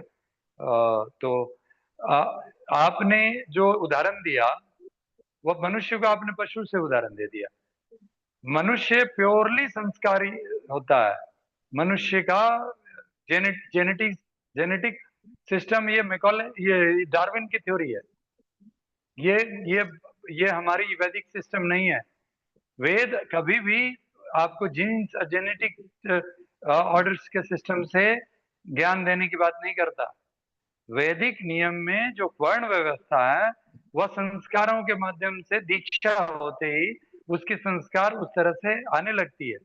और ये हमने देखा है, चूंकि 30 साल से दीक्षा दे रहा हूँ, और मैं खुद साधना जब कर रहा था, वहां जो साधक आते थे और जो लोग बहुत ही दलित परिवार से भी आए हुए हैं, वो लोग भी बड़े बड़े पंडित बने, और जिनकी जो स्किल थी, कौन किसका संस्कार था, वो संस्कार कैसे बदला। हम लोगों ने बचपन से जो बच्चे कहाँ पैदा हुए हमें पता नहीं, किसी ने छोड़ दिया और हम उनको बच्चों को पाल रहे हैं, और उन बच्चों का माता पिता का पता नहीं। ऐसे बच्चों को भी हमने जो संस्कार देखा वो आरोपित संस्कार आध्यात्मिक, और उनके जो पिछले जन्म के संस्कार, हमें पता ही नहीं उसका जीन्स क्या।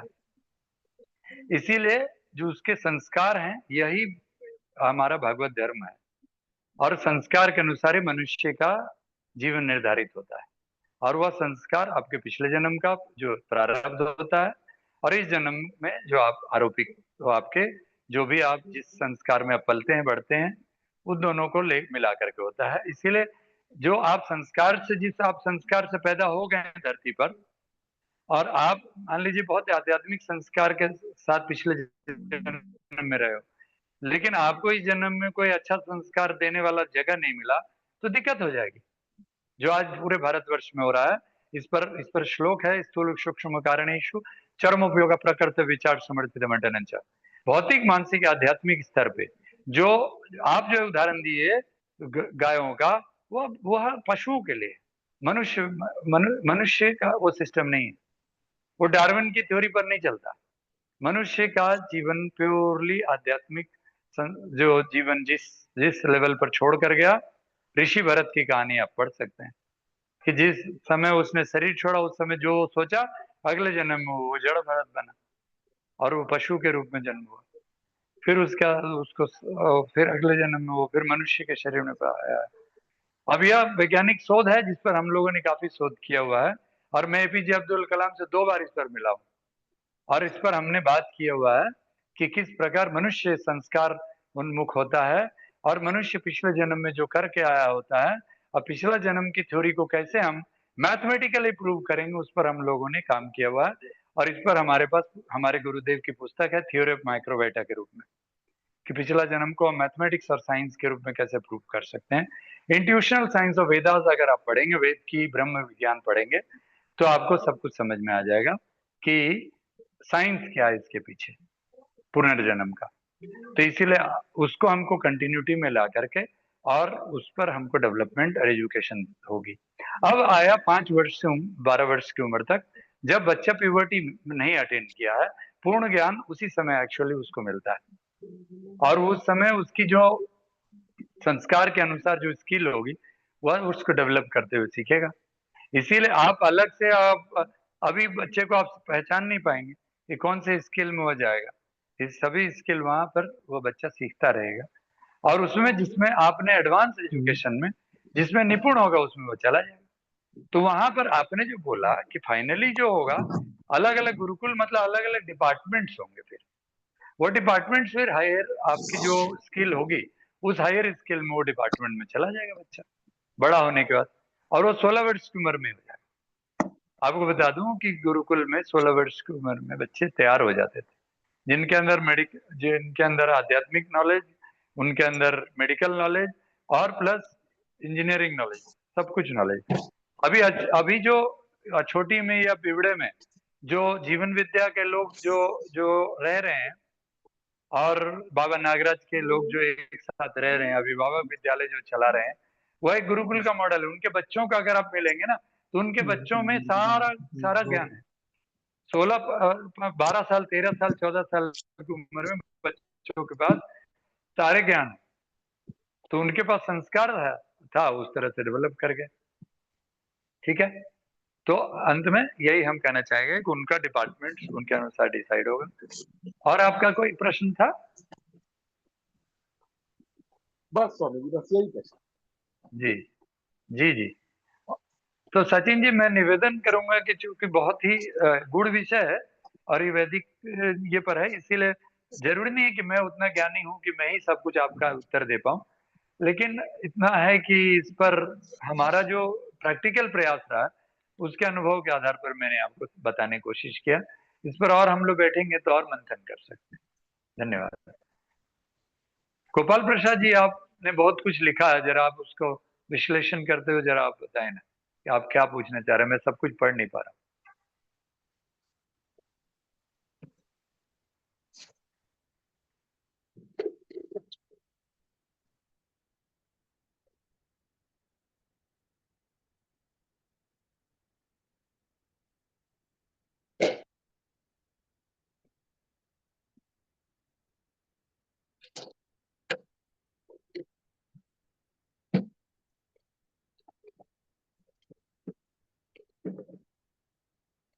जी गोपाल प्रसाद जी, आप कुछ बोलेंगे?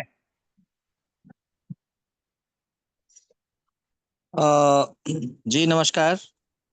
मेरा मैं मेरा प्रयास होगा कि वाराणसी, अमेठी और जौनपुर, ये उत्तर प्रदेश के 3 जिलों में जो हमारा अपना संपर्क है, और इसमें जो इस प्रोजेक्ट के लिए मददगार हो सकते हैं, तो उनको मैं जोड़ने का प्रयास करूंगा, और उसमें अपनी जो भूमिका है वो सुनिश्चित करने का मेरा ये होगा।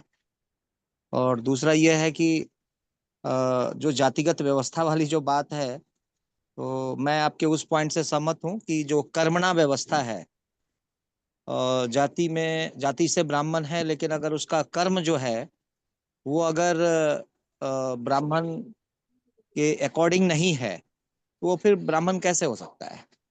और फिर इस तरह का जो उस टाइम के जो, चाहे द्रोणाचार्य रहे हों या विश्वामित्र रहे हों या शांतिपनि रहे हों, उनका जो क्राइटेरिया था तो वो अलग रहा होगा, उस समय के अनुरूप रहा होगा। आज का जो क्राइटेरिया है वो तो कर्मणा के अनुसार से ही होना चाहिए, चाहे वो किसी भी जाति और किसी भी वर्ण का क्यों ना हो। तो मैं इससे सहमत हूँ। और इसके अकॉर्डिंग ही मैं तो ये कह रहा हूँ कि जाति तोड़ो और समाज जोड़ो, इस व्यवस्था पर आज काम करने की आवश्यकता है। जब हम ग्लोबली सोच की बात करते हैं और जब वसुधैव कुटुंबकम की बात करते हैं, तो आज इतने जो प्रोग्रेसिव कंट्रीज हैं उनके हिस्ट्री को आप देखें तो वहाँ कहाँ जाति व्यवस्था है, वो हमसे ज्यादा प्रोग्रेसिव है। हम अपने आप का केवल महिमा गान केवल करते हैं, लेकिन जब उसका इंटरनल सच्चाई जब आप देखेंगे तो सच्चाई तो स्थितियां तो बिल्कुल विपरीत है। तो मुझे लगता है कि केवल बेसलेस बातें करने के बजाय जो हम लोगों के दिमाग में पहले से जो फीड कर दिया गया है उन कचरों को निकालने की आवश्यकता है, और वर्तमान स्थिति और परिस्थिति के अनुसार से नए हथियार, नए सोच, नए तरीके, नए टूल्स, नए लोग, नई व्यवस्था बनाने की आवश्यकता है। फिलहाल तो मैं इतना ही कहना चाहूंगा। आपका जो प्रयास है आप उसके लिए साधुवाद है, और ये आपने मेरे विचार से एक और क्रांतिकारी कदम आपने किया, जो आपके कहने से ही प्रस्फुटित होता है कि आपने आनंद मार्ग से अलग हट करके एक कॉमन व्यवस्था बनाने का वो किया है। तो निश्चित रूप से इसमें जो आनंद मार्ग के लोग हैं या उनके अनुयायी हैं उनका भी समर्थन मिलेगा, और उस संगठन से बाहर के जो लोग हैं, जो सोच के लोग हैं, उनका भी समर्थन मिलेगा। हम तो ये देखते हैं कि कार्य कौन कर रहा है और उसकी मंशा क्या है, उसके कार्य में कितनी पवित्रता है, कितनी वो कॉमन कॉज के लिए लाभकारी है। बस लोग आज इतना ही देखते हैं, और इतना ही मैं समझता हूँ कि उसी से वही रिजल्ट ओरिएंटेड है। हमें ब्रांडिंग करने के बजाय, मेरा जो बेटा है वो ब्रांडेड कपड़ा पहनता है और मैं हमेशा उसके विपरीत अनब्रांडेड कपड़ा पहनता हूँ। मेरी फिलॉसफी सादा जीवन उच्च विचार को लेकर के है, और वो ये कहता है कि पापा आप आउटडेटेड हो गए हैं, मॉडर्न सोच के बनिए, देखिए जमाना कहाँ से कहाँ चल रहा है। तो मैं उसकी सोच को इस तरह से ये कहता हूं कि हाँ, जब हमारा कपड़ा फटा होता था तो लोग मुझे दरिद्र कहते थे, आज तुम्हारे फैशन में फटे जींस को फैशन कहा जाता है। तो ये सोच की बात है कि, और मैं तो हमेशा अपने परिवार में ही क्रांति की शुरुआत करता हूं। मैं समझता हूं कि अगर पहला जो विद्यालय है वो तो अपना परिवार है, अपना घर है, वहीं से क्रांति की शुरुआत होती है, वहीं से डिबेटिंग की शुरुआत होती है, तभी वो समाज में फिर वो मैसेज जाता है। तो यह एक अनवरत प्रक्रिया है, और ये सतत साधना में आदमी जितना सीखता है तो उसको पे बैक टू सोसाइटी होना चाहिए। आपका जो अपना अनुभव है, आपने जहां जहां से जो सीखा, तो हमेशा पॉजिटिव सोच के साथ हमें हमेशा कुछ नया, कुछ विशेष, कुछ प्रभावी करने की आवश्यकता है। और हर चीज में समग्र विकास के लिए सामाजिक सहयोग, संपर्क, समन्वय, संवाद, सहयोग और साकार की मूल भावना से यदि ईमानदारी से लोग काम करें तो निश्चित रूप से हम अपने लक्ष्य की प्राप्ति कर सकते हैं। जी धन्यवाद। धन्यवाद गोपाल जी। इसमें जो आज का चर्चा का विषय था उसमें विवाद कहीं नहीं था, और विवाद है भी कहीं नहीं। ये हमारी समझ है, और ये जो हमारी उन ग्रंथों की जानकारी का ना होना है जिसकी वजह से ये एक विवाद है। बुद्ध के समय में जो विवाद आया था वेदों पर, वो कर्म कांड पर था, जाति व्यवस्था पर नहीं था, कर्म कांड पर था। और फिर इसके बाद जो दूसरा दौर आया, जब अंबेडकर के समय पे ये बात उठाई गई, तो उस समय भी अम्बेडकर जी ने वेदों पर कुछ तो बोला, लेकिन ये इस बात से सहमत थे कि ये वेदों के दौर में जाति व्यवस्था नहीं थी, और वर्ण व्यवस्था जी थी, वो जन्म आधारित नहीं थी।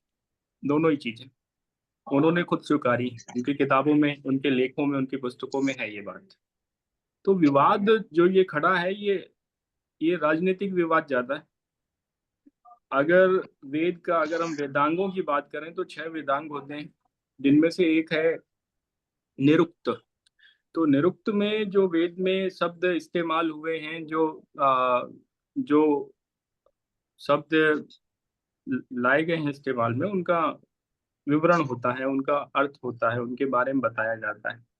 तो जहाँ वर्ण है, वर्ण का अर्थ यास्क के निरुक्त शास्त्र में वर्ण दिया हुआ है। वर्ण मतलब चयन करना।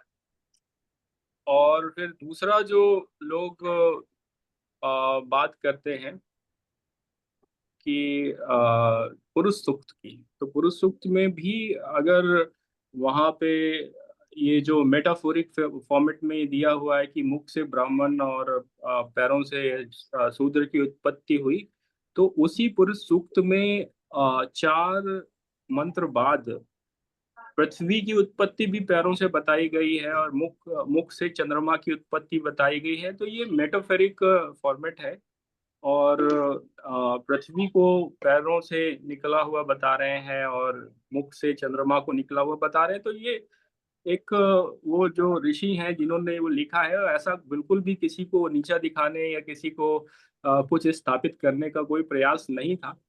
हाँ, लेकिन विवाद खड़ा करने के लिए इतना बहुत है।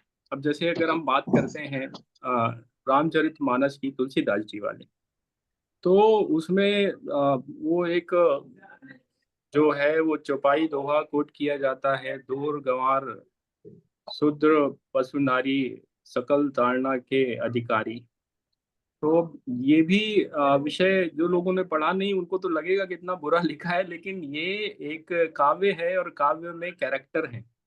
रावण अपनी बात कर रहा है, राम अपनी बात कर रहे हैं। ऐसे ही ये समुद्र और राम के बीच का संवाद है, जिसमें ये लाइन जो है, ये चौपाई जो है, ये समुद्र ने बोली है। और उसी रामचरितमानस में समुद्र को सबसे निकृष्ट माना गया। तो मतलब ये एक मेटाफोरिक फॉर्मेट में जो कवि या जो लेखक है, जो लिख देता है, और उसी में लोग विवाद ढूंढने लगते हैं। तो ये कुछ इस तरह का विषय है। विषय अभिषेक जी, था नहीं ये पॉलिटिसाइज। ये अभिषेक जी, मैं 1 मिनट रुकूंगा, 1 मिनट रुकूंगा। ये विषय जो है, ये विषय हल होना चाहिए, ये सिर्फ शास्त्रार्थ पे होगा। मैं कुछ 2-3 चीजें, एक आधी चीज बताता हूँ। जी, ब्राह्मण के कर्म और ब्राह्मण के दायित्व और कर्तव्य, हमारे यहाँ अधिकार की बात पूरे धर्म में कहीं नहीं है। अधिकार की बात सिर्फ संविधान करता है। ब्राह्मण के जो कर्तव्य हैं, ब्राह्मण स्वर्ण धारण नहीं कर सकता, ब्राह्मण 4 चक्के पे तब तक नहीं चल सकता जब तक वो राज का काम नहीं कर रहा। ब्राह्मण सात्विक होगा, ब्राह्मण ब्रह्मचारी होगा, ब्राह्मण शराब का सेवन नहीं करेगा, मांस मदिरा का सेवन नहीं करेगा। ये बड़ा स्पष्ट है, और शूद्रों के लिए कुछ नहीं है। हमारे यहाँ सैनिक क्या खाएगा उसकी भी व्यवस्था है, क्षत्रिय होता है वो। वणिक किस तरह का जीवन जिएगा, उसकी क्या परंपरा होगी, ये बड़ा साफ दिया हुआ है। पर दिक्कत क्या है कि जब हम सबको क्लब कर देते हैं तो प्रॉब्लम होती है। अब मैं एक बात आपसे बोलता हूं, बहुत क्रांतिकारी विचार। ब्राह्मण के 3 कर्म थे। समाज के नियम बनाता था, किस दिन पेड़ में डालना है पानी, किस दिन दान करना है। गांव में सुप्रीम कोर्ट और हाई कोर्ट ब्राह्मण था, राजा का प्रशासन ब्राह्मण चलाता था। आज इन 3 लोगों के ऊपर अगर ब्राह्मण के कर्तव्य आरोपित कर दिए जाए तो आज दुनिया सुधर जाए, हिंदू धर्म सुधर जाए, सारी व्यवस्थाएं सुधर। समस्या ये है कि हम उन मूल मुद्दों पे नहीं जाना चाहते, हम उन मुद्दों पे बात ना हो इसलिए बातों को भटकाते हैं। आज किसी भी शूद्र को, किसी भी शूद्र को आप मंदिर भेज दो, उसको आप मंदिर में पुजारी बना दो।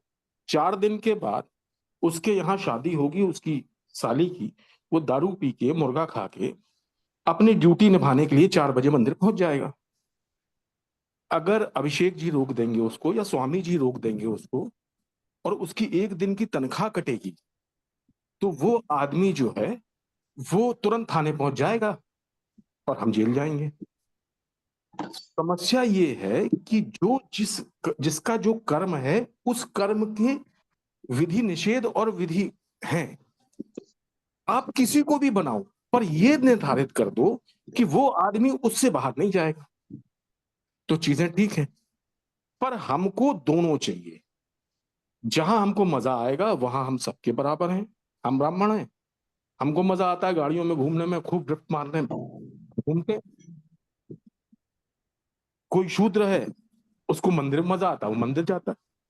विषय ये नहीं है, विषय ये है कि हमारा जो जो सभ्यता थी वो सभ्यता 4 हिस्सों में बटी थी और उस सभ्यता के ये 4 हाथ पैर थे जो पूरा का पूरा सिस्टम चलाते थे। इसीलिए हमारी जो अर्थव्यवस्था थी आज से 300 साल पहले तक 35% थी पूरे वर्ल्ड की।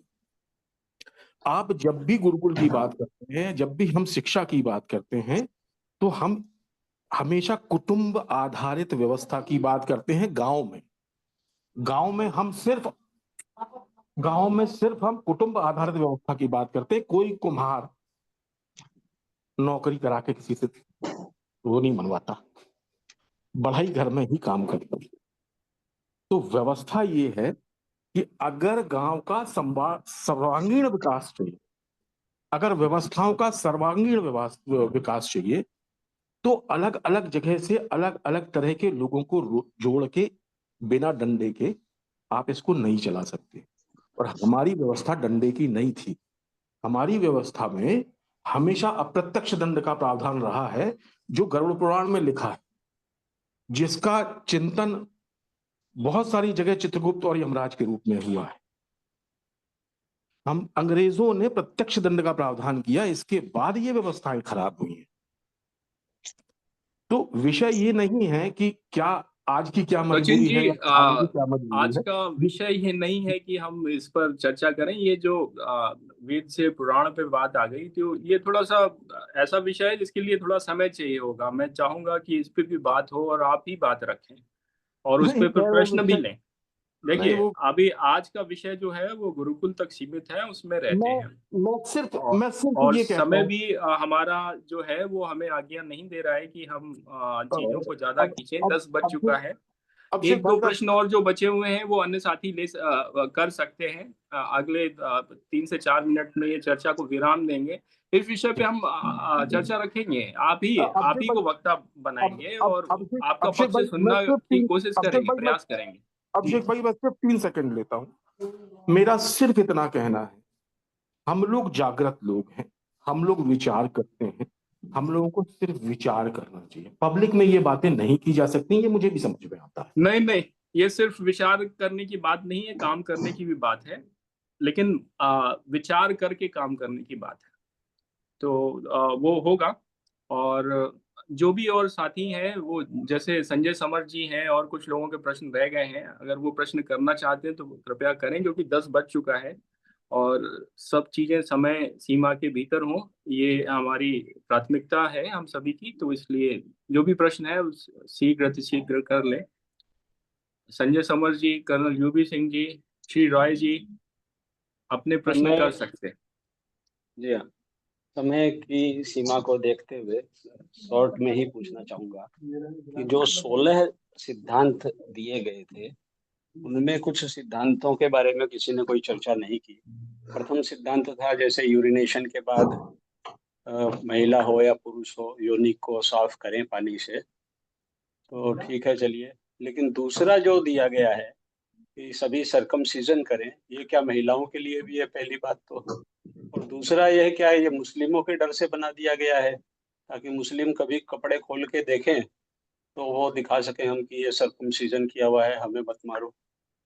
और इसमें सेक्सुअल डिजायर से इसको जोड़ा गया था, लेकिन कोई भी वैज्ञानिक तथ्य यह नहीं कहता कि फोरस्किन को पीछे रखते रहने से या फिर सरकमसीजन से सेक्सुअल डिजायर कम हो जाती है। तो इस तरह की बातें किसी समय में कह दी गई होंगी किसी के द्वारा, लेकिन आज के समय में अगर उसकी प्रासंगिकता नहीं है तो वहाँ से आगे बढ़ना चाहिए ना। हमारी समस्या यही है कि एक बार किसी ने किसी ज़माने में कोई सिद्धांत बना दिया, चाहे मनुस्मृति हो, चाहे अभी के ये कौन प्रभात रंजन सरकार हो, या फिर सुभाष चंद्र बोस हो, या कोई भी हो, या महात्मा गांधी हो, हम वहाँ से आगे क्यों नहीं बढ़ते? अम्बेडकर हो, हम वहाँ से आगे क्यों नहीं बढ़ते? या हम उनकी बातों को सही ढंग से मानते क्यों नहीं? जो हमको सूटेबल है वो मान ली, जो हमको सूटेबल नहीं है वो छोड़ो। तो इस तरह का मुझे लगता है कि ये वाला कम से कम सरकमसीजन वाला और फोरस्किन वाला अगर किसी ने दे दिया किसी समय में, तो बिल्कुल वहां से बिल्कुल आगे बढ़ो। बिल्कुल, इसको सुधारा जाना चाहिए। मैं इस बात का समर्थन करता हूँ। ये जितने भी ऐसी चीजें हैं जिनको हम तार्किक और नहीं, वैज्ञानिक इसमें दृष्टि इसमें से इसमें इसमें थोड़ा सा अभिषेक जी एक्चुअली क्या है, वो प्रैक्टिकल ये इन्होंने थोड़ा ठीक से समझा नहीं। सरकमसीजन इम्पोर्टेंट नहीं है, वो तो जो करते हैं उनके लिए है। लेकिन इसमें फोर स्किन फिजिकली उसको पीछे करके जो प्रैक्टिकल है कि वो जो मैथुन है उससे जोड़ा ही गया है। और शुद्धि क्रिया जो सफाई होती है ना, सेक्सुअली ट्रांसमिटेड डिजीज और जो यूरिनरी ट्रैक इन्फेक्शन होता है, और वो है, और इंट्रैक्शन से यूरिनरी ड्रॉप वापस नीचे जाने से वो वापस ये होता है। वो पहला पॉइंट जो है वो ये है। और वो ये जो है स्त्रियों के लिए लागू नहीं होता, वो सिर्फ पुरुषों का है। और तो वहां पर ऐसे किया गया है क्योंकि वो प्रैक्टिस है, और इसमें कोई दिखाने उखाने वाली बात नहीं है। मुसलमान ये वैदिक नियम है, और आपको हम वो बता देंगे कि कहाँ पर ये लिखा हुआ है। और ये पंच स्नान इसे कहते हैं। और ये जो जो लोग भी जो है वैष्णव, बहुत सारे वैदिक लोग इसका पालन करते हुए हमने देखा है। जिसमें एक चतुर्वेदी स्वामी जी हैं, बहुत बड़े फेमस आचार्य हैं, वो इसका पालन करते हैं और वो वेद के पंडित माने जाते हैं। तो इसीलिए ऐसे बहुत सारे लोगों को हमने देखा है कि ये प्रभात रंजन सरकार ने बोल दिया इससे मतलब नहीं है। ये वेद पढ़ना पड़ेगा आपको और समझना पड़ेगा, और क्यों साइंटिफिकली वेद को साइंटिफिकली समझने की आवश्यकता है। और तब उसके बाद उसकी प्रैक्टिकल इम्प्लीमेंटेशन क्यों आज जरूरी है, और कैसे उसको डिजीज, मैंने 20 साल इस पर प्रयोग किया है प्रैक्टिकली लोगों के सेक्सुअल डिजायर्स को चैनलाइज करने में। कुंडलिनी जागरण आप समझते हैं अगर, और कैसे वो हायर कॉन्शियसनेस से कंसंट्रेशन बढ़ाता है, अगर यह समझ में आता है तो हायर लेवल पर इसको ये होगा। किसी ने बोल दिया इसीलिए नहीं है। इसको आप प्रयोग करके देखिए, आप 10-20 बच्चों, 100 बच्चों के ऊपर ये करके देखिए कि उनके अंदर चेंजेस आती है कि नहीं, और जो नहीं कर रहे हैं उनके अंदर देखिए, फिर उसके बाद आपको पता चलेगा। यही सब तो प्रयोग की बात है ना। तो इस तरह से फिलॉसफी नहीं है सिर्फ, ये प्रैक्टिकल इम्प्लीमेंटेशन की बात है। इसके ऊपर जी ऑलरेडी अध्ययन हो चुका है, आप जरा सा नेट देखिएगा, और मैं भी वेद देखूंगा, और मैंने देखे हैं। और ऐसा नहीं सोचना चाहिए कि हमने कुछ नहीं देखा है। अगर महावीर और बुद्ध और प्रभात रंजन सरकार और सुभाष चंद्र बोस वो सब इंसान थे, तो हम भी इंसान है और उनसे कम नहीं है किसी भी तरह से। ये सभी को समझना चाहिए, और किसी को भी छोटा दिखाने का प्रयास नहीं होना चाहिए। आप जितना जानते हैं उससे ज्यादा दूसरे लोग भी जान सकते हैं। ये हमेशा हमें मानना चाहिए अपनी पब्लिक लाइफ में। जी। जी जी, और बिल्कुल कोई सही आप कह प्रश्न? रहे हैं कि और कोई यहाँ कोई प्रश्न? व्यक्तिगत बात है ही नहीं।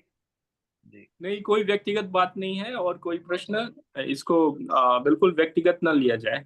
ये अपना धारणा है, और अपना अपना जो जैसा जैसा जीवन को अनुभव किया है वो वाली बात है, और इस पर और बात हो सकती है, ऐसा कुछ नहीं है। तो श्री जी, प्रदीप जी, और साथी कर्नल यूबी सिंह जी, कोई प्रश्न रह गया हो तो उसको कर सकते हैं, अन्यथा टाइम हो चुका है। और कल हम लोग मिलेंगे। अभिषेक जी, कर लूँ प्रश्न में? जी हाँ। जी, हाँ हाँ, आचार्य जी और सभी बड़ों को प्रणाम। ये आज का आखिरी प्रश्न है जी। और कोई करना चाहे तो बोले अभिषेक जी, कल कर लूंगा, मेरे को दिक्कत नहीं, कोई दूसरे करे तो कर लूंगा। नहीं नहीं, आप कंक्लूड करें। अच्छा जी, ठीक है। ओ, आचार्य जी को और बड़ों को प्रणाम। आचार्य जी, मेरे एक चिंतन था। मैं आध्यात्मिक साहित्यकार हूँ, कोई मेरे वैसा नजरिया नहीं है। और मेरा खुद का जैसे अमेरिका वगैरह में 2016 में मेरा स्पीच हुआ था, हिंदी में वगैरह में हुआ था। तो मेरा एक चिंतन इसमें ही है कि गुरुकुल की जो अपनी पद्धति चल रही है भारतीय विद्या में और में, क्या ये हिंदी में ही, हिंदी संस्कृत में ही ये विश्वव्यापी स्थापित अपने सिद्धांतों से हो जाए, चुनौतियों से पार करते हुए, और अगलों के स्वार्थ पूरे हो जाएं, और अपना जो भारतीय संस्कृति और है वैसे ये आ जाए। जैसे आज इंग्लिश का आप बता रहे हो कि इंग्लिश से जैसे वर्ल्ड वाइड हो रही है, उसी तरीके से क्या उसका ये चीज रेस्पेक्टेबल रूप में आ सकती है? जैसे आज मेरे उसमें 2016 में मेरे अमेरिका में स्पीच हुआ था उस टाइम में, तो वहाँ पे बहुत रेस्पेक्ट बोला था हिंदी का, कि मतलब हिंदी में इतना अच्छा बोल सके, मतलब हिंदी का अच्छा रेस्पेक्ट होता है। ऐसी बात नहीं है, रेस्पेक्ट लेते हैं अपन को, तो क्या उस गुरुकुल के माध्यम से ये चीज मिल सकती है? ये चिंतन था, प्रश्न। ओम राम, प्रणाम।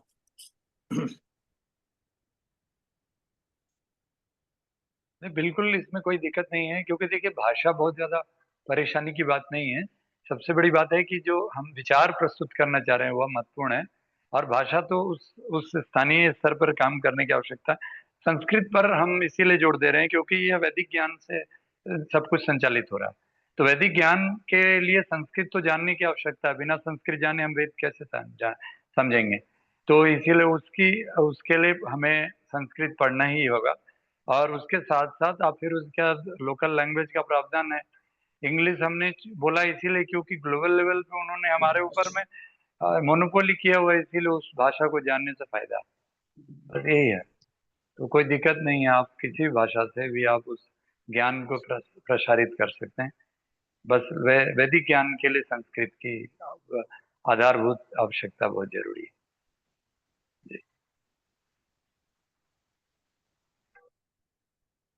प्रदीप जी, आशा है कि आपको मैंने हाँ, उत्तर अपने दिया। आगे आपकी बात का आ गया था, और आपका भी अध्यात्म में था। बस इसीलिए मैंने कहा भाई हिंदी के रूप में ये चीज कंटिन्यू लगातार हो जाए। बस मेरा ये चिंतन था कि जो अपना भारतीय जो सनातन जो अपनी संस्कृति है, और जो गुरुकुल का जो नाम के हिसाब से जो उद्देश्य है, वो प्राप्ति हो जाए। मेरा एक चिंतन था इसमें, हिंदी के हिसाब से ये बात।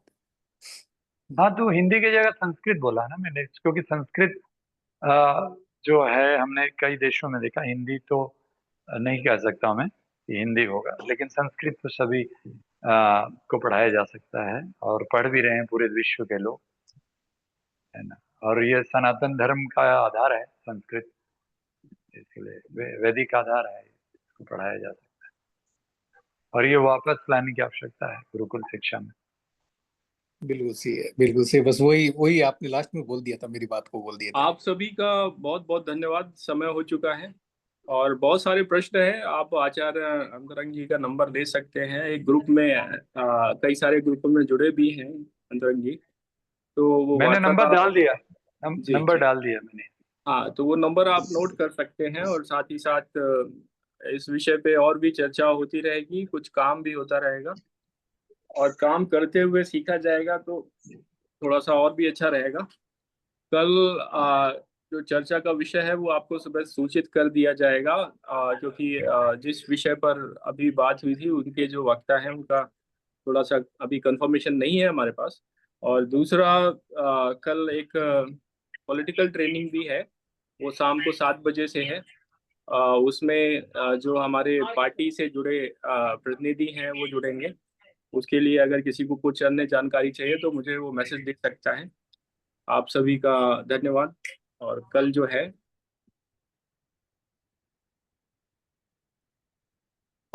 अभिषेक जी, जिसमें अपनी डेली गूगल मीट के जो रिकॉर्डिंग वो डालते हो, उस ग्रुप में थोड़ा सा मुझे ऐड कर दीजिएगा, तो अपन रिकॉर्डिंग सुन भी ले, कुछ कोई चीज समझ नहीं हो तो रिकॉर्डिंग देखने का अवसर मिल जाए। जी बिल्कुल बिल्कुल बिल्कुल।